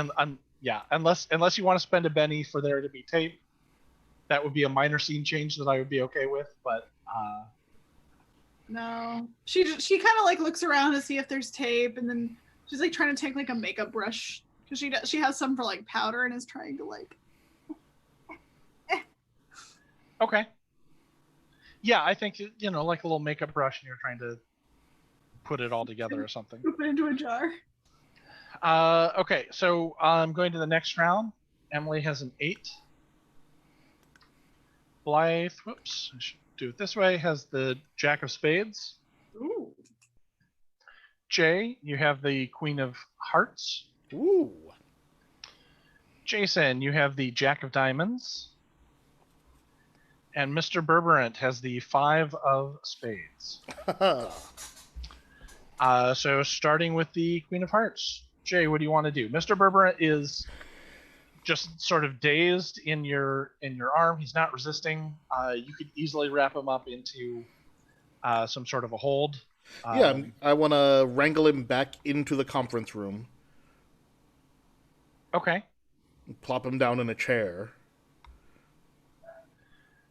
Okay. I'll say you can do that. And just sort of hold him there and again be like, tell me what's going on.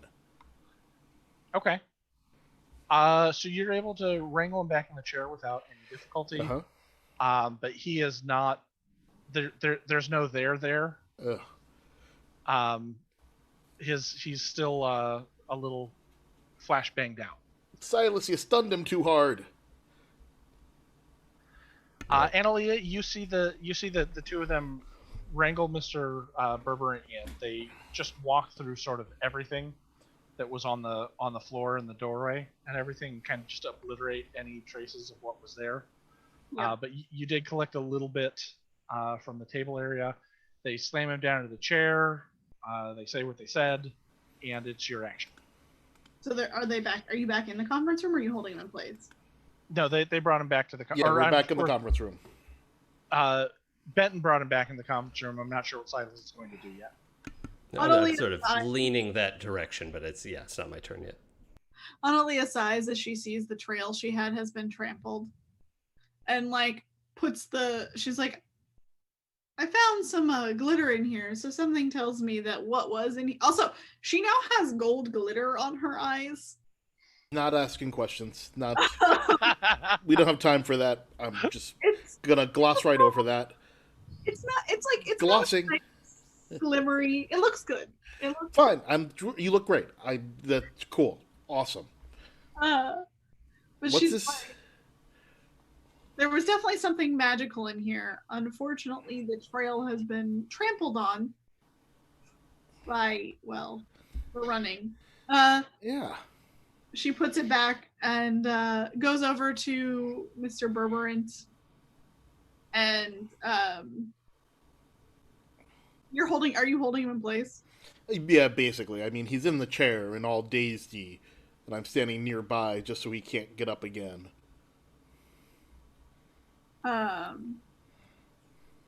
So she goes over to him and pats him down for his key card.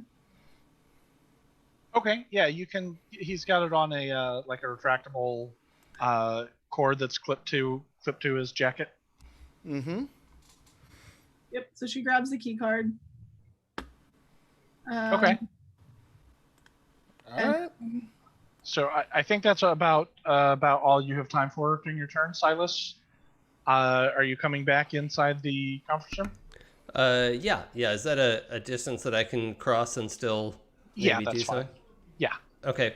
I was thinking about yanking the phone wire out of the wall and just, like getting ready to tie this guy up. Oh, okay. So you walk back into the conference room and you yank the wire up. Yep. Okay. Great.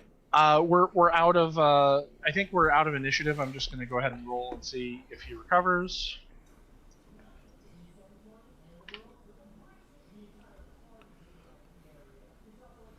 Do I continue to be at a penalty for the recovery roll? Let me check. I don't think so, but let's see. Stun. Is this? Yeah, I have it here. You're distracted as long as you're stunned. You fall prone. Well, no. Can't move or take any actions. It doesn't count towards gang up. Are subject to the drop. You make a vigor roll. Success means you're no longer stunned, but remain distracted and is now vulnerable. And a raise on the vigor roll removes all ill effects. Okay, so it doesn't say whether you're at a minus to get out of it. Okay, I'm gonna assume that minus persists. Okay. So he is still out of it. Okay. So yeah, I yanked the if they're voice over IP, it's probably that like blue network cable for the phone, and I just it's a Cat 5. Yeah, just rip it out of the wall, take it out of the phone, drop. I don't care if I break the phone, whatever. Yeah, just like loop that around the like upper shoulders thing so that you can only T-Rex it.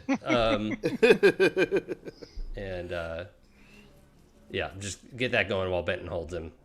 Yep. Okay. Do you have any plans while he is out of it, or should we just move forward until you can actually get something out of him? Yeah. Okay. So yeah, when he's like that, we can't talk to him at all, right? He's just. Well, yeah, he's not really paying attention. But like everyone can take an action and do something. Tell me what you're doing. Analia wants to go to the security room with the badge and just be like, "Hey, Mr. Berberin sent me. I'm from Pembroke. I'm here to check your security logs." Okay. Because I still don't know which ferry came in here, but I'm assuming a ferry came in here. Okay.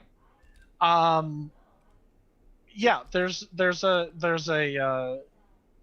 black lady in a guard uniform who lets you in and says, "Yeah, you said you wanted to check the tapes or something." Yeah, I'm gonna check tapes, and I need logs of everyone who's been in and out of the factory today. Sure. Thank you. And she goes over to start checking the footage. Okay.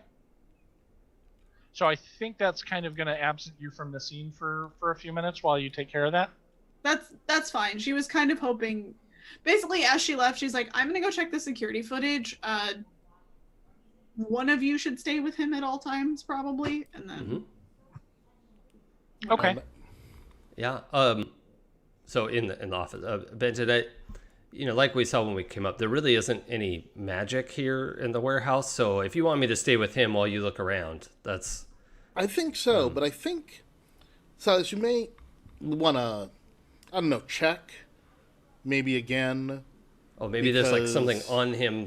Maybe something's Maybe making check- him act like this. Maybe check that, but also I don't want to call your abilities into question. I mean, I gestures Per at se. the drooling guy. Yeah, no, you did bang up work here, bang up work.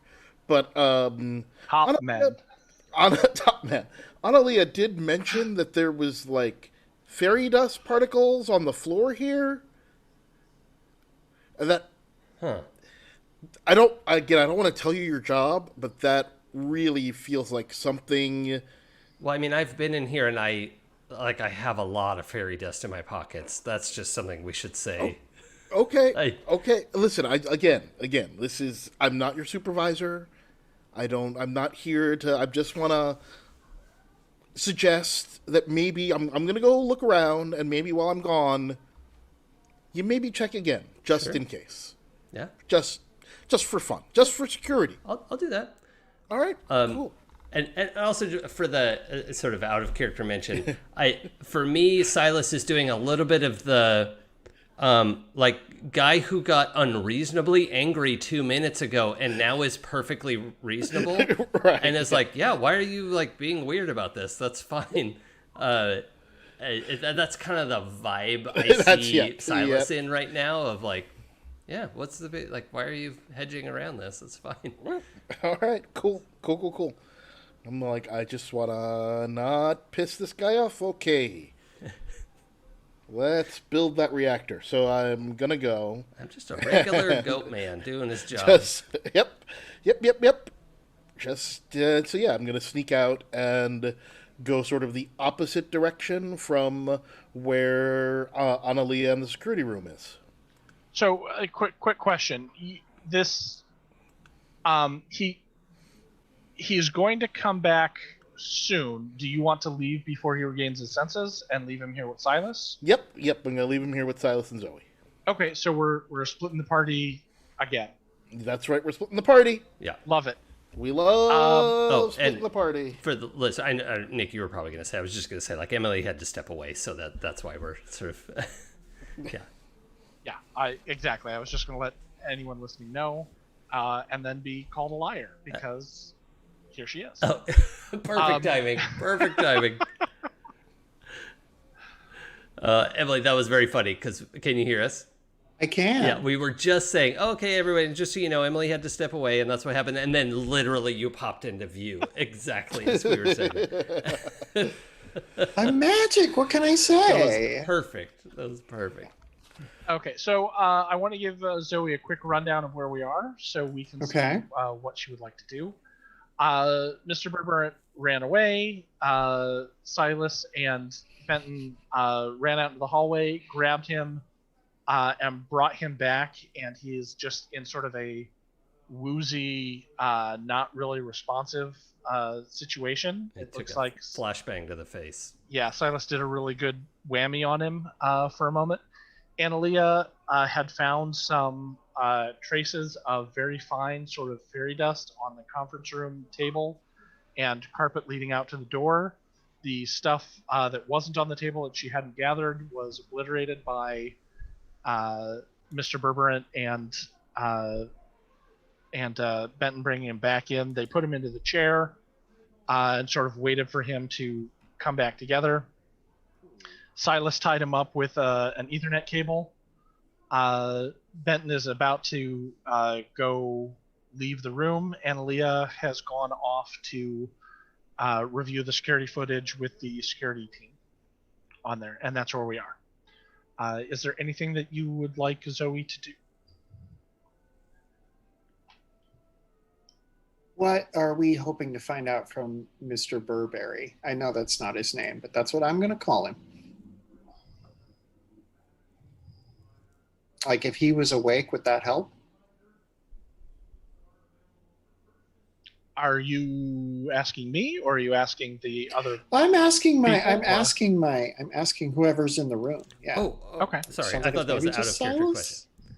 question. No. Yeah. I realize that Zoe and I, the line between us is very blurred, but I mean, it's a just perfect image in my mind. So yeah. Sorry, what? Give me the line again. So, like, if he was awake, would that be helpful at all, or are you feeling like? I don't know how much we could get out of him. Abinda's gonna look around. Maybe you could help him spot something. I was just gonna babysit this guy since there's not really any magic in the warehouse. I can't really help a lot, but I can make sure this guy stays here. And I'll ask him some questions when he wakes up. Do you have a wake up spell? I'm gonna go. I mean, I could slap people really hard. Oh, that's like a spell. Do you want me to slap him awake? I'll do it. No, I don't. You might hurt him. Too late. It only has a somatic component. Slap. Too late. That's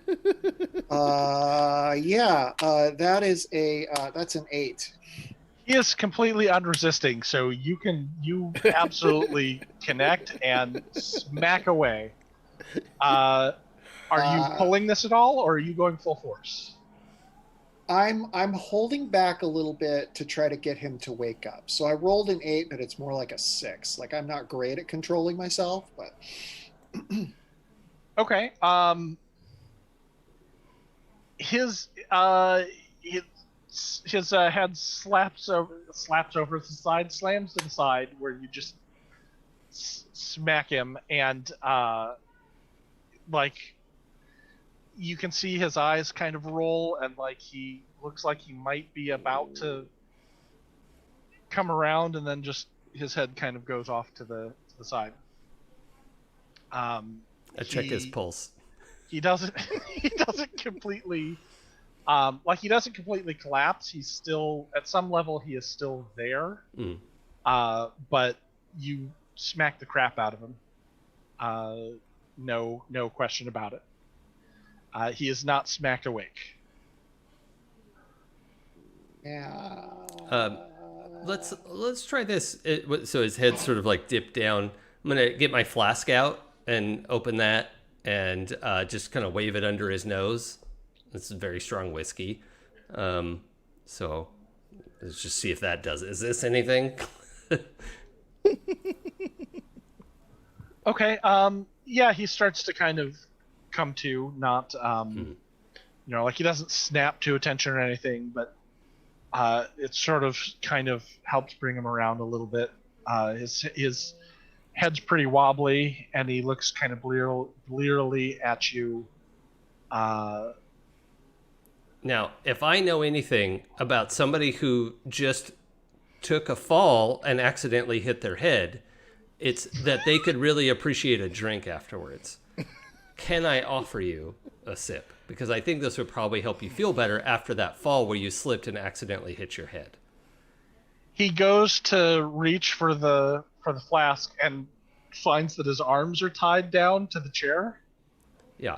You also attacked someone while you were unconscious, and it was very scary for all of us.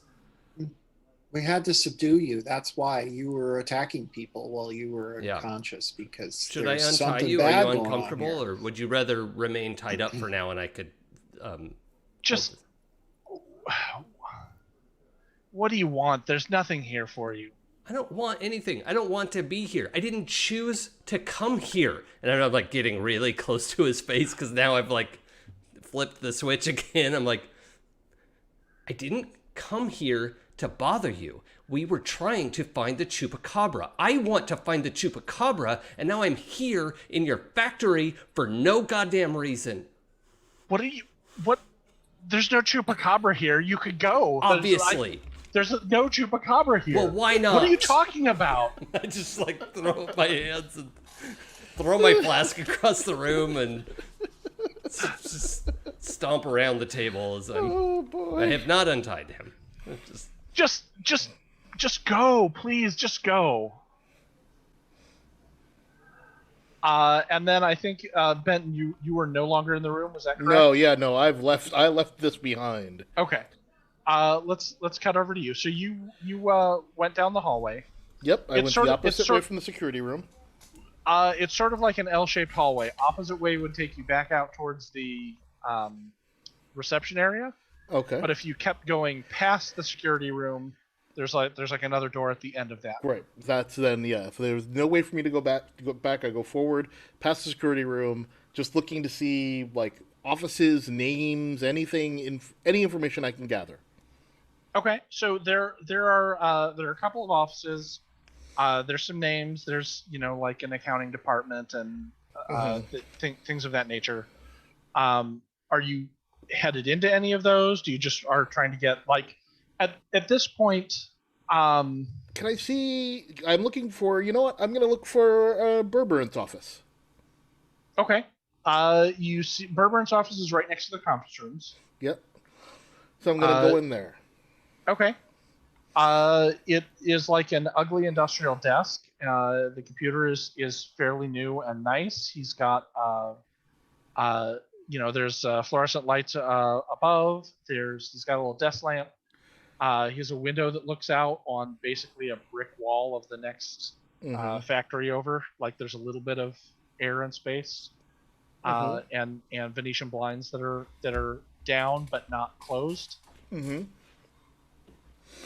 I'm looking to see, is there another way out of this room? I guess I'm basically trying to figure out where's the actual factory floor? Based on what you can tell, probably the doorway you saw at the end of the hall, like at the end of the L. All right, well, would go out to the factory floor. I'm going to look around this room. I'll give it a little notice roll just to see if there's anything out of the ordinary, anything of note in here with him, computer or whatever. That's a 3. It's 2 3s. It's doubles.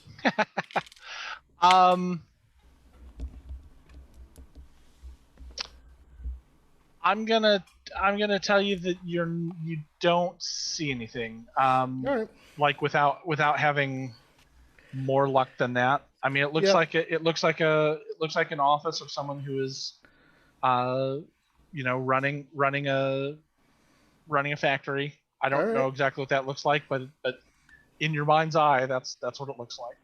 Great. Well, then I'm gonna go to go on my way to the to the door that looks like it leads to the factory floor. Okay. It has a security reader on it, so it's locked.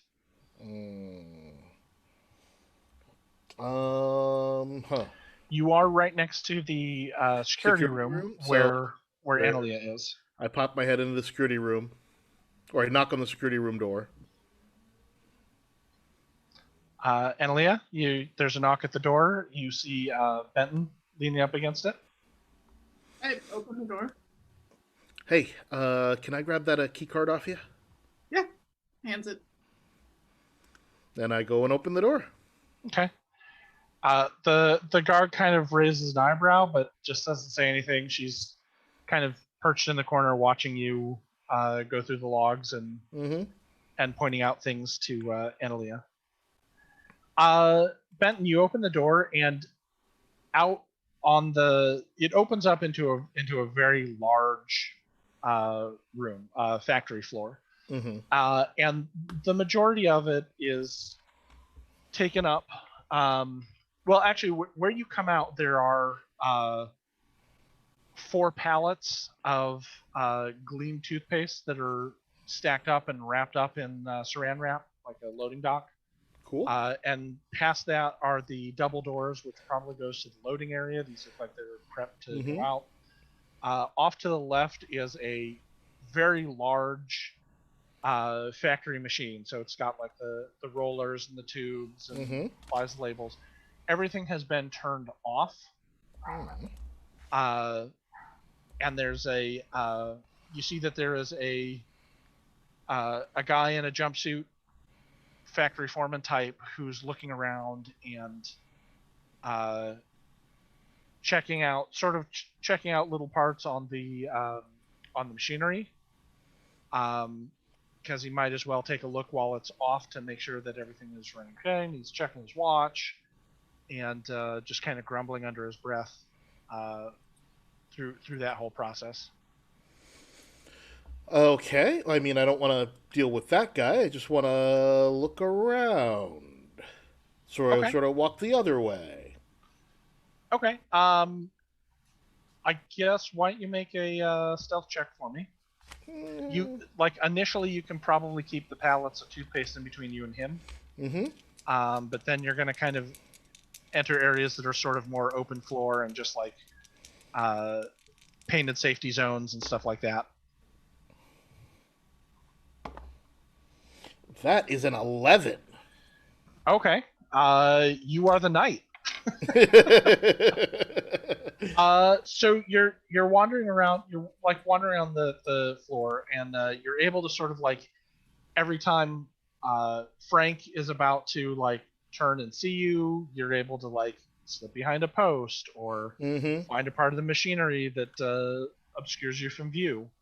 Um, and you can kind of walk around and look at the whole thing. It's a big complicated affair. It looks like there is like a big uh, tub at one end um, that looks like it is, it's like where the toothpaste is, and then you see all the various machines that put it in the bottles, the thing that opens it, and then seals the end, and the Mm-hmm. tins already have the Gleam logo and everything, and the caps, and the safety thing, just like the whole process as it goes through, and then comes out near the end where the packing is, and there's just like giant bins that are filled with toothpaste, and like looks like there are stations where people would be putting the packing them into Mm-hmm. boxes so they can go out to the stores and everything And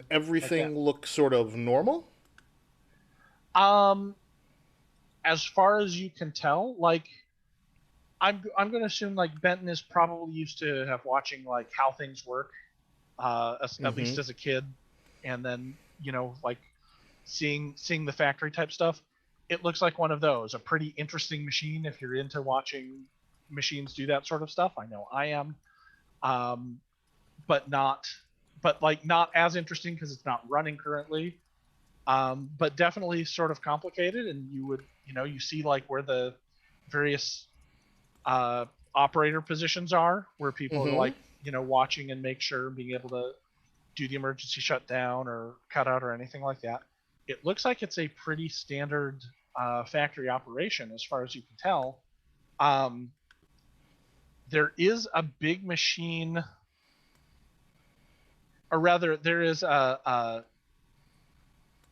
pipe that goes like a big diameter pipe that goes off Mm-hmm. through a wall, Mm-hmm. and you don't know where it goes to because it's sealed all the way around it, and that kind of leads out um, to where the bin that the toothpaste is coming Mm-hmm. from is. Got it. Um, but why don't you give me? Do you have a cult?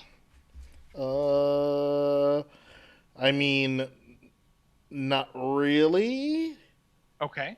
Like Um, I've got so a 4, so but you actually have the skill. I don't think I do actually, Okay. or maybe I don't know. Trying to see because it looks like I have all the skills, and that can't possibly be right.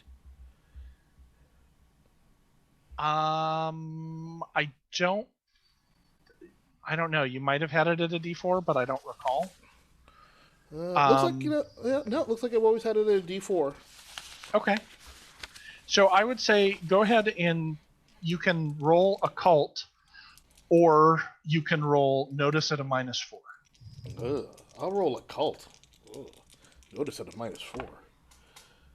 Well, crud. That's a 2. It's double twos. Okay. So that's like a thing, right? That's a thing in this Uh, game. I think if you're playing Jason's game, you'd have been doing great. That'd have been 2 double Yeah, threes and double twos. But that's right. in my game, I don't have any of that shenanigans. Okay, fine. Whatever. Um, no, what I will give you is that you notice that the positions, Mm-hmm. the work positions, seem to be sized smaller than normal for a human. Right. Cool. So there's a Is there a door on the side of theirs? Like, is there a door that leads to where that tunnel, that the pipe is going? Yes, there On is that wall? there is a door. There is a door that goes to that room. Let me try to get over to that door and see if it'll open. I guess I still have the key card. I think you do. Mm-hmm. Okay. We're going to come back to that in just a moment. Sure. I feel like the amount of time walking around there, I'd like to check in with Analia. All right. Well, Analia's been just hard at work searching the stuff. So Probably. So Analia, the thing you notice is that there is a like as you review the security tapes, you see the few cars that you saw in the parking lot drive in and park. You saw the people, the humans get out and walk in, and walk in the door and all that sort of stuff. It occurs to you that you have not seen anyone who is not a mortal come through on those videos. And it doesn't seem like and all of the logs that you have, like the key swipes that they provided for you, the key cards are recorded as Frank Johnson, who's the floor supervisor, and Mr. Berberant and Agatha, and you see the security guard, her name is Helen, has clocked in, and you see the movements and the records for all of the human occupants for the factory. But you also don't notice there's no other movement or recordings of internal movement or external views of anyone arriving. She turns to there's none internally. She kind of turns to the security guard and she's like, "You don't have any of the floor?" What do you mean? Security cameras of the floor of the factory where, accidents could happen and people could get hurt. Would be good to have footage of that, wouldn't it? Well, there aren't any people on the floor. I mean, other than Frank, and he knows better than that. There are people on the floor. No, not people. Analia's kind of staring at her, like, points at her. Kind of has one of those moments where she's kind of like, there are people on the floor where accidents could happen to them. Oh, sure, but they're fine. I mean, and there's no footage of or records of those employees.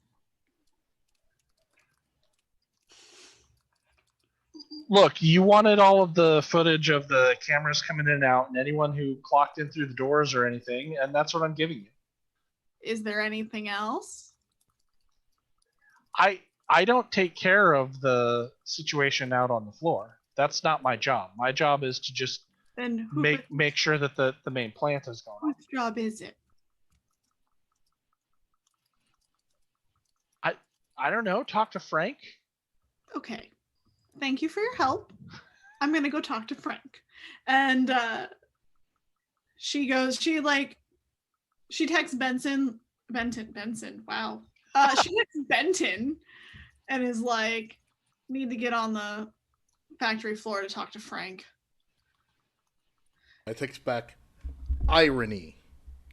Guess where I am. She's like, fine, I'll try to hack in.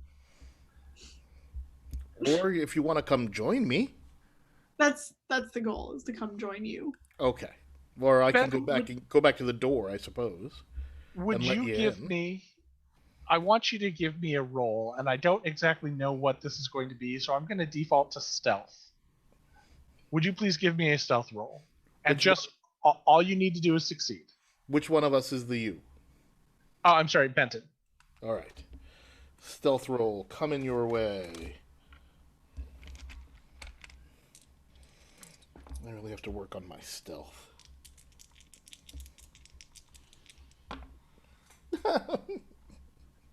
That's a 3 and a 2. No. And I ain't got no bennies. Your phone buzzes as the text message comes in. Zzz. Plays the Macarena because Oh, I just put it on silent. Shoot. Hold on. I think. Do I have to be able to speak to them to give a Benny? I think I do. I think you have to be in the scene. At least. Yeah. Okay. Never mind. Your phone buzzes or plays the Macarena, whatever your text messaging thing is for Analia. And you hear the man go, the foreman who you've been avoiding so far, go, "Hey, who is that?" And you hear him start walking towards you. He can't see you yet, but he's definitely walking in your direction. All right, I'm gonna step out, and this is is there performance? Because I'm gonna try the old. Yeah, I've been looking for you. I'm here for to do the inspection. Where have you been? I've been wandering around here for the last 10 minutes trying to find somebody in charge. Where's the person in charge? You know what that sounds to me like? What? It sounds to me like a persuasion roll. Oh God! Which I have a wonderful -1 in. Let's see how this goes. I believe you have a -3 in it, if Does I'm recalling add correctly. up to -3? If you don't have it trained, you have a -2. Well, no. It's one he of has my a penalty. things. He has a penalty because he's a revenant, and then Oh, yeah? another penalty to it for another revenant type thing that you Is have. he persuading or intimidating? Because he sounds kind of like Yeah, that's belligerent. Right. This is real. This is real bad. This is real bad. But I'm gonna go anyway. No, it's persuasion because I'm persuading him I'm in charge. Yeah. Oh, that's right. Yeah. Yeah, This let's is go great. with the -3. Everyone's doing their job this time. This Yeah, is great. we were all doing exactly the right things we're supposed to be doing. That is a 1. Okay. Just a penalties implied. It's a 1. Penalties implied. It's a Okay. 1. Applied, not implied. I don't know what I'm talking about. Either way. It's been a hell of a week, folks. Yep. Cool. So,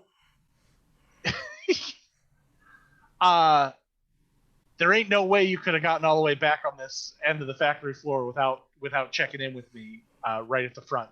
So don't give me that bullshit that you've been looking for me for anything like that. You're with Pembroke? Show me your badge. I show him my badge. I'm like, who are you? I'm Frank. I run the floor. Well, then show me the floor. What the hell? Well, it looks like you've already taken a look. What do you want to see? The factory has been shut down. We're losing ground here. You're costing us money. You can see that we have complied with everything that you need. I haven't seen nothing. Hang on a second. Let my associate get here. She was just checking out your security. Ah. I go open the door for Analia. Analia walks in and looks at. She's just another human on the floor and is like, "Are you Frank? Yeah. What's it to you? Do you have any security logs for your factory here?" I don't need any security logs. There hasn't been any sort of an incident or anything going on here. Can we just get this over with? It's interesting that you don't seem to care very much about employee safety because you don't have any way to record if they get hurt. Look, the people that I work with are not terribly interested or convinced about the efficacy, and he says it exactly like that, of your video cameras and your technology. We use other methods. All right, well, can I look at those other methods? Also, can I have a log of everyone who works on the floor? she Pembroke too? He says, looking over at Benton. She What pulls do out you the badge. think? What do you think? Well, I'm not backing down. I may have lost that roll, but I'm not backing down. I think the two of you are ruining my day's production, and you're going to set me behind my quota for the month. I think you That's might be treating Fine, me. fine. You want to? Sounds- I get it. I get it. I don't know why you're here 2 months early, but here, I'll let you see the workforce, and you'll see for yourself. And he marches back towards that door to the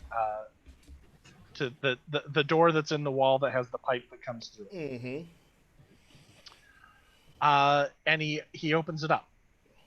Yep. And inside you see another huge machine that is sort of attached to the other end of the pipe, and huddled in one corner is a whole bunch of little ferries, like the sort of prototypical ferry you would see from North American.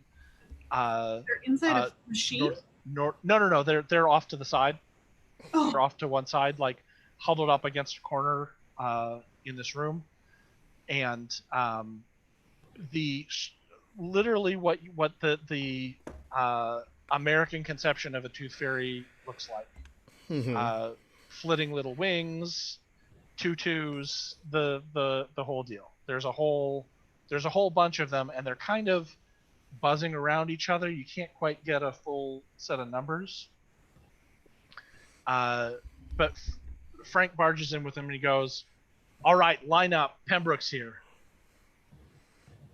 And they kind of like frightenedly look around and kind of assemble in two lines. Mm-hmm. Annalie is going to turn to Benton and go, "Benton, do you mind taking a walk around the floor with Frank while I interview the fairies?" Yep. No.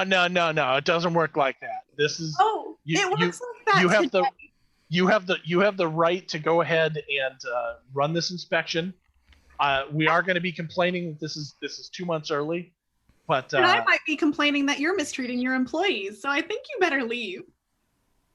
I'm mistreating my employees? They're I'm mistreating scared. my employees?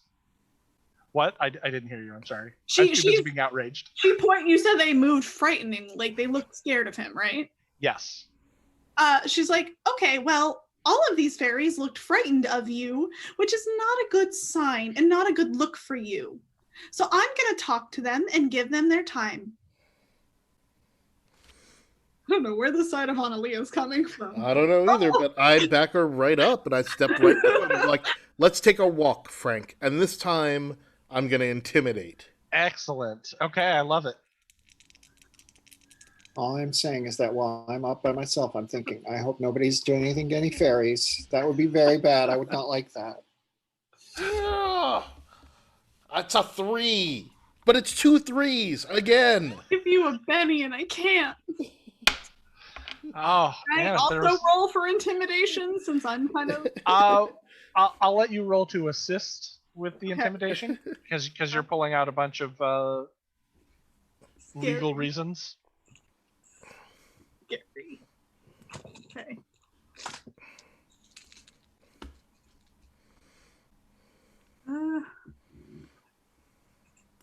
Reroll. I have 1 Benny left after this. Let's just... Aha. Oops. Oh. 13. Okay.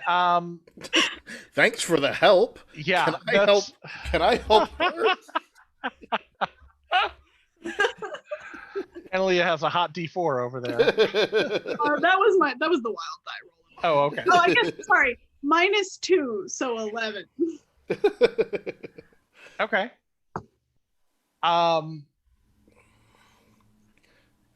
That will kick you up to kick you up to like a 5, Benton. Is that enough? We're gonna give you a +2. Let's find out.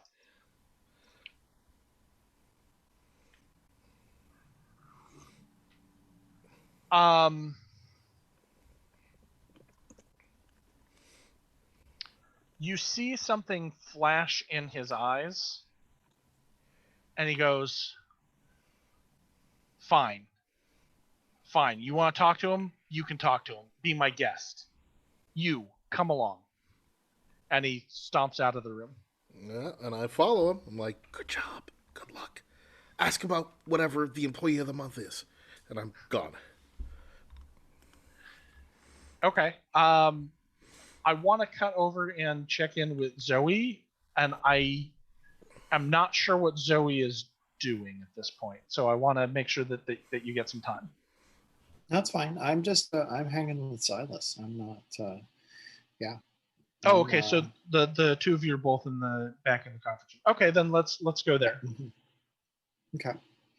But yeah, if I find out there's something going on with those fairies, I might not like that. My dad might not like that. I'm sure that he would be. Why do I care? Why? Sorry, I went into Frank there for a moment. That's fine. Is your dad here? I mean, my dad's everywhere all the time. Tell him, Silas. God. You do not want her father. Do you know who Oberon is? Some kind of Shakespeare character, I suppose. Do you know what Shakespeare character? You don't know what's happening here, do you?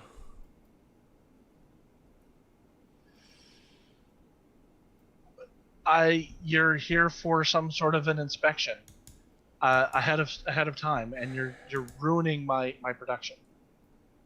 Your production of Midsummer Night's Dream? Come on. No, my production of toothpaste. We have orders to meet. I'm trying to think. I'm trying to think of how to like. I don't know how to find out if he knows, like, if he's telling the truth or not. Is it like an insight roll or something like that? Give me a notice check. Notice, okay.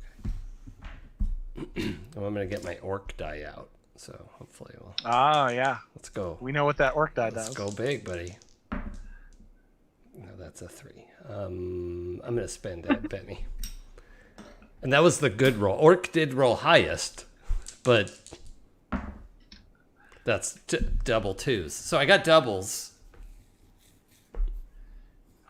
We really should be playing your game then, because that's a lot of threads tonight.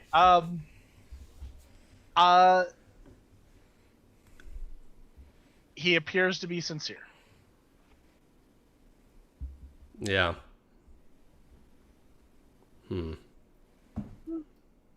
Okay. I have to think about how Silas is handling the situation.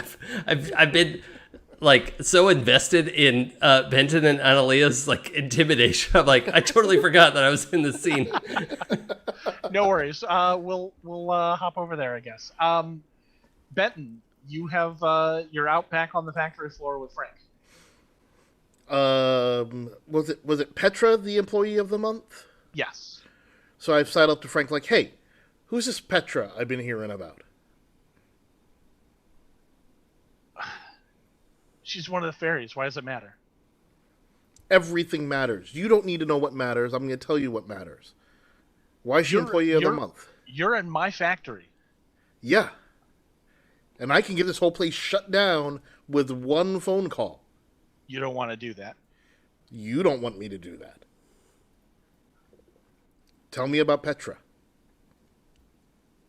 She's one of the fairies. She does a great job.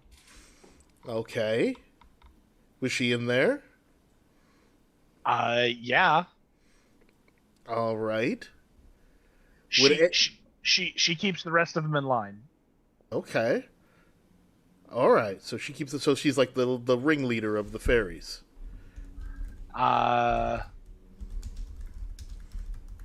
More like an ombudsman. That's a very fancy word. I'm a very fancy guy. Yeah, apparently. So tell me, is there any reason why someone would call in a fake bomb threat to this place? What? And his eyes go wide. Who called in a bomb threat? I don't know. You tell me. I'm the one asking the questions. Look, there's no bomb. Everyone is perfectly happy here. Are they? And give me a notice check.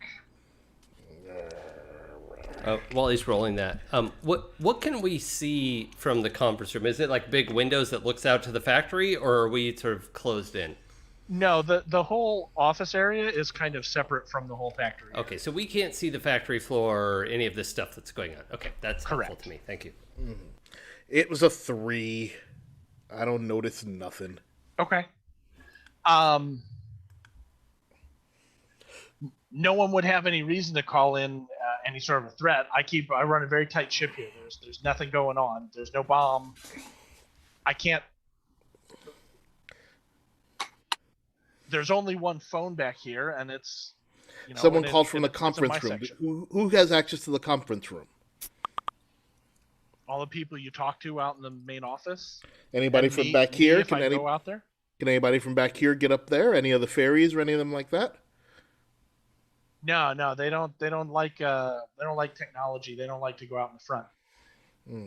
Do they, huh? So I'm starting to think there's a problem back here, and they called us in to take care of it. That's ridiculous. They're happy here. Are they, huh? Can I do a thing? Yes, please. So I'm going to go around behind the chair that we've tied this guy to, wheel it out from the table, and just wheel him out the door of the office of the conference room, out onto the floor of the factory, and just like maintaining the conversation like this is a very normal way for us to walk together. Like, great. So I'm glad we're starting to see eye to eye. That's not what happened at all. I'm glad we're starting to see eye to eye on how this is going. I know we're out here inspecting the floor, so let's all go together. Let's catch up, just see how it's going. And I'm just like, I have one hand on the back of the chair, rolling it along with me. I assume it's like a flat, smooth concrete floor. Yeah. And, looking at Zoe, like, hopefully we, let's all go. Let's go for a walk. Let's all go to the lobby, but not the lobby, the factory floor. Sure. So the floor of the office is, the kind of industrial nappy gray carpet that you see in, lots of places. And then you get to the door. The door of the factory floor is locked, but the security office is right there, and there is a security guard. And I assume that you ask her, and she'll let you in on there after you show your badges. And you wheel out to the factory floor. It is concrete, smooth concrete, and is kind of painted with the hazard areas. Don't put anything here, all that sort of stuff. If you see the factory floor, you get the idea. Right in front of you, there are 4 pallets of toothpaste that are ready to be shipped out, and some double doors just past that probably lead to a loading area. To your left, you see the giant machinery that is as described before, and standing sort of in between the pallets and the machinery is Benton and the factory foreman Frank, who are kind of arguing about that. And as you're going through there, Mr. Berberant is he's been like protesting and saying, this is outrageous. This is a clean operation. I demand that you untie me and let me go. This is ridiculous. You'll be hearing from our lawyers about this. Oh, that's interesting. And I'm like just making totally non sequitur conversation with him. Right. Like just ongoing nonsense of, yeah. Okay. And I'll sort of wave to Benton like, Benton, you're all set here? Everything's fine? And I turned to him and was like, oh, that's exactly the person that I'm looking for. Great. Mr. Berberant, Frank here is being recalcitrant and not responding to our questions. And I'm telling you, we're going to shut this whole place down unless somebody tells me exactly what's going on right now. Well, that is just so disappointing to hear. And from what I've heard about Frank, that's not the kind of person Frank is. And I'm so disappointed to learn this. And I hope it doesn't wind up in Frank's file, to be honest. It'd be a real shame if somebody had to be dropped in a giant vat of toothpaste. Isn't that right? Yeah, that's probably not what we're going to do. But I mean, if it happened, it would be a real shame. You're not wrong, Zoe. It would be a real shame. Yeah. It'd be a real shame if that happened. But it probably won't. What the hell are you guys talking about? Mm. Mr. Okay. Berberant, Toothpaste. Mr. Berberant, you should get back in the office. I'll take care of these guys. Okay, I'll wheel him back to his office eventually. Where is our other friend, Analia, the tall gal?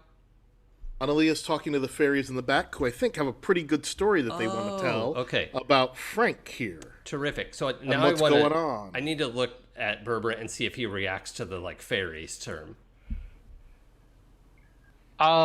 Did he know he has fairies working in his? This is what I was trying to get to, and I couldn't have an in-character way to connect those things.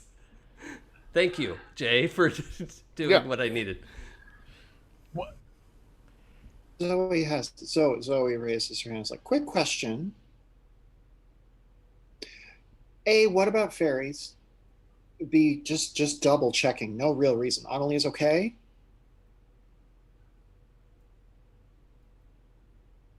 Yeah. Analia, last I saw, she was fine back there talking to the fairies that they've got locked up in the back room. They got a bunch of fairies in the back room. Yeah, that makes sense. Locked up, working for them. Tooth fairies, yeah.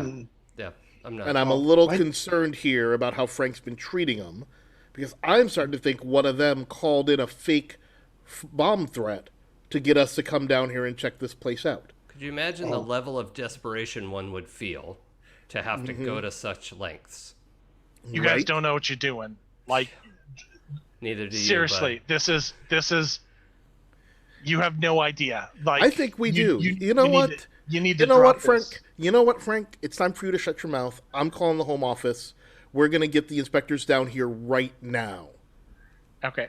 Berberant's eyes have been somewhat glassy every time the word fairies has been been mentioned. Okay. On there. And I'm going to cut the scene into the back room with Analia here. So Analia has managed to pull out one of those those notebooks that have the flips. Sure. Like an inspector's notebook. Yeah. Columbo's notebook. So what we got here. So she's got one of those. She's got it open. She's very deliberately and has a pen and is ready to. She's all right, line up. They're okay. So they're not one of them is taller than your knee, and most of them are shorter than that. So is there a chair in the room? You are really looking down on them quite a lot. Well, is there a chair in the room? No. Is there a box or anything? Yes, there's a box. So she goes over, she grabs the box, and sits on it. Okay.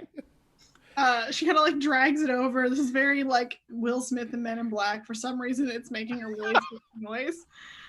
Yeah, it's a plastic box, and as you drag it's a plastic box that's upside down, it's an open box. So as you drag it, the sides are vibrating and making noise. And she sits down, and she's all right, this is a safe space. I'm just here to ask questions. And honestly, Frank's not here. Tell me about the working conditions. Tell me about what's going on. We got a call from this office, so we just want to talk to you. Without Frank. Their eyes are wide and their lips are trembling I at you, and they're kind of looking at each other, and nobody is doing anything. And she kind of goes, I know I am a tall half demon lady, so I probably seem a little weird. But I promise I'm not Frank. And I promise that I have your best interest at heart. And I just want to make sure that the factory is being run safely and fairly for all employees, not just the mortals. One of them sighs and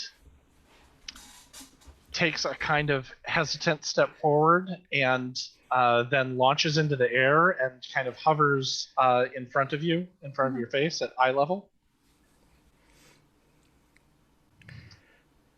You got the call. You're here to look into this. Yep. You have to help us. We're being held, and we want to go. This is not what we intended. What happened? Just start from the beginning. Tell me what happened, because I can't help if I don't know the story. My name is Petra. Nice to meet And you. I was worried about getting in trouble, but I couldn't deal with it anymore. They're hurting us. They're abusing us. They've kept us trapped here. Normally we don't operate in such a manner, but the opportunity to come over into this world and make the travel was like a dream come true, to be able to come over into this realm and work and get to have direct access to all of the teeth and to produce the toothpaste. Like it's amazing. We didn't know that there was anything like that. And it's just a fascinating cycle, and she starts to go off on some tangent about how the toothpaste is made, and starts to become more animated about it.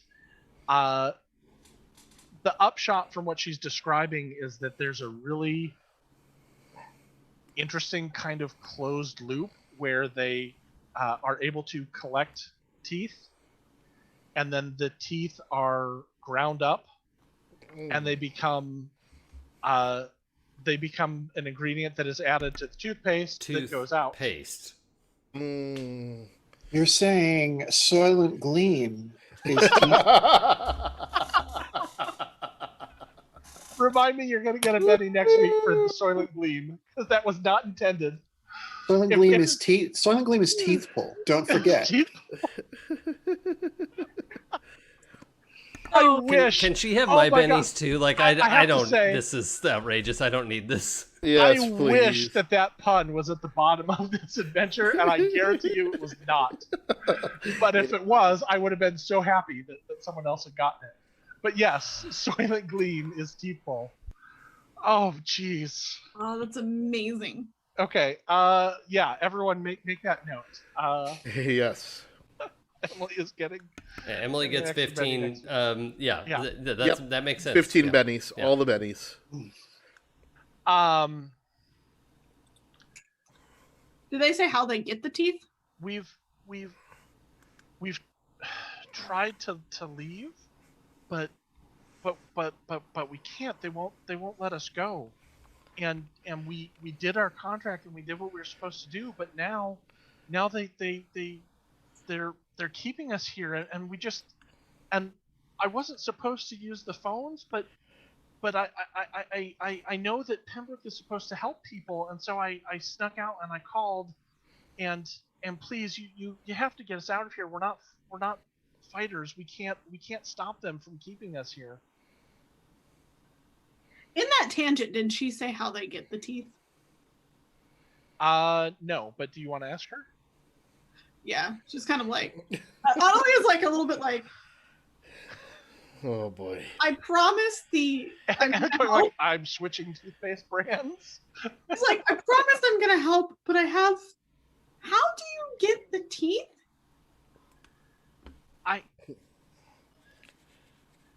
Sorry, that's a little bit, I didn't know that about the toothpaste. We go out and collect them, but we're under a gauge to just collect the teeth in return. We can't be seen by anyone. We can't be. We can't interact with anyone. We have to go there and come right back. The only opportunity I had to be able to get to anyone was to call from the phone. Is that the right word? Phone? Yes, it's called a phone. I used the phonograph so I could get Pembroke to come in and take a look, and I didn't know that. I thought that if there was some emergency that you could come and help us, and if there was, I'm sorry, I didn't mean to lie. No, it's okay. This counts as an emergency, but I understand why you were. Trust me, us saying it's a bomb threat to them made them let us in. So I doubt they would have let us in if we came here under work conditions. Oh, thank goodness. We have to go. We have to go right now. We have to go right now or they're going to make us all stay.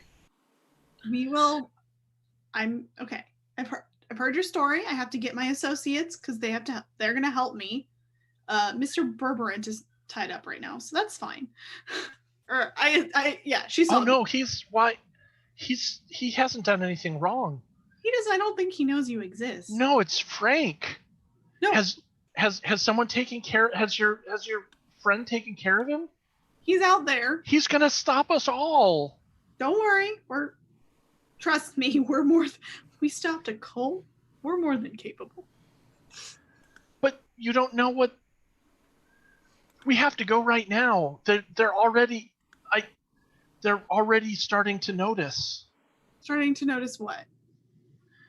That we're talking to you. We have to go. Please. Who's please. They? Who's they? The spiders. And she whispers that. Does Frank have face spiders here? We have to go right now. Okay. And she's like zipping around in a pattern in front of you, and all of the other fairies are just like huddled together and trying to like get comfort from each other. As you know, when you say face spiders, they all make a little yee. Like, how did Frank? Is Frank human? I'm gonna end it right there. Oh no! Oh. With that question, is Frank human? So that is it for tonight, episode 10 of Pembroke Investigations. My name is Nick. This is the Happy Jacks RPG Network actual play. This is a Savage World actual play, and I hope you enjoyed watching it or listening as much as we enjoyed telling this story tonight. If you want to catch up on previous episodes, that is, of course, at happyjacks.org/Pembroke for our show, or happyjacks.org/shows for any other one of the numerous actual plays that we have available for you. I'm sure you'll find something that you enjoy. I'd like to take a moment, go around the table, and make sure that everyone can talk about things that are important to them that may or may not be this show. And I'm going to go ahead and start with Jason. Hi, yeah, I'm Jason. You can find me on Twitter and Twitch at It's Probably Okay, just the letters OK. And on Twitch, I stream No Man's Sky fairly frequently. On Friday Fly-Day is very chill and relaxed with my friend Sam DeLev.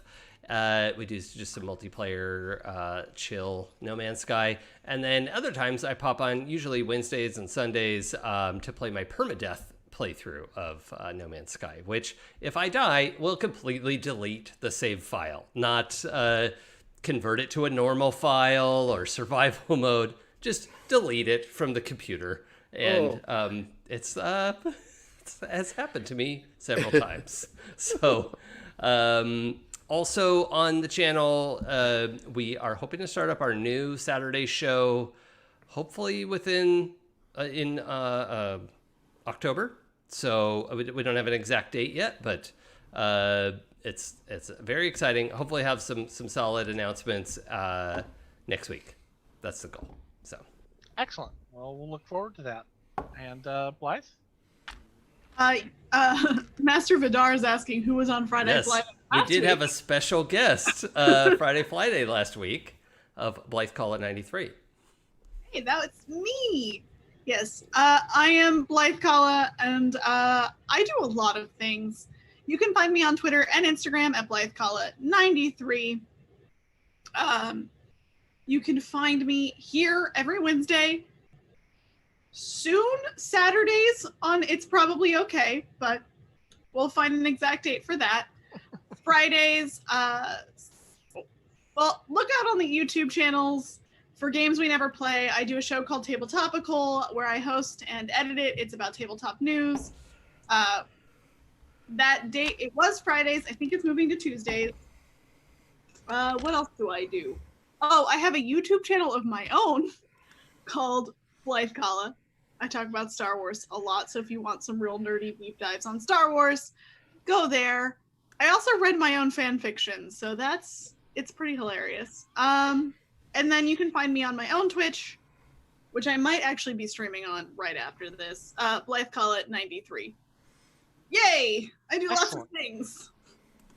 Excellent. Thank you for sharing. Emily. Hi, I'm Emily Vanderwerf. You can find me on Twitter at twitter.com/EmilyVDW. I talk about all the junk I get up to there, including, I write things for a living, and you can read some of them. I also play in the Monday Night Great American Witch game, which I believe is in its penultimate session on Monday. I have a special surprise coming up right here on the Happy Jacks RPG Network. That sounds really creepy. It's actually a good thing. It's not like a weird, creepy thing. Wonderful. Well, whether it's a quote good thing or it's a weird creepy thing, I'm sure we'll all enjoy it. Now, I have to ask, why not both? It's true. Good point. Good point. And Jay. Hey, you can find me on the socials at Jay Holtham in all the usual places, all the old familiar places. You can also find me here every Wednesday, and you can find me on 12-Sided Stories, playing various games with that crew. Google away with your fleet fingers, and very possibly you will find me somewhere else, probably on a Saturday, sometime soon.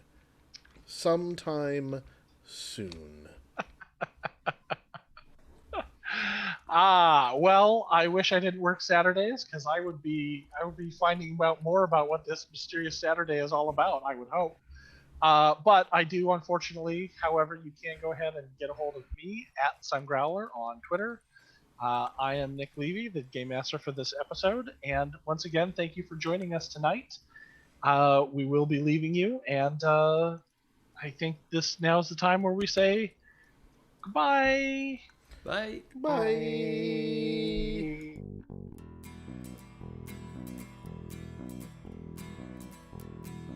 If I told you the things I've seen on my ways, if I told you the things I've done in my days, you wouldn't believe me anyway. So it's best I just don't say. I've lived 1,000 lives, I piloted 1,000 souls, I killed and fought and died just for a single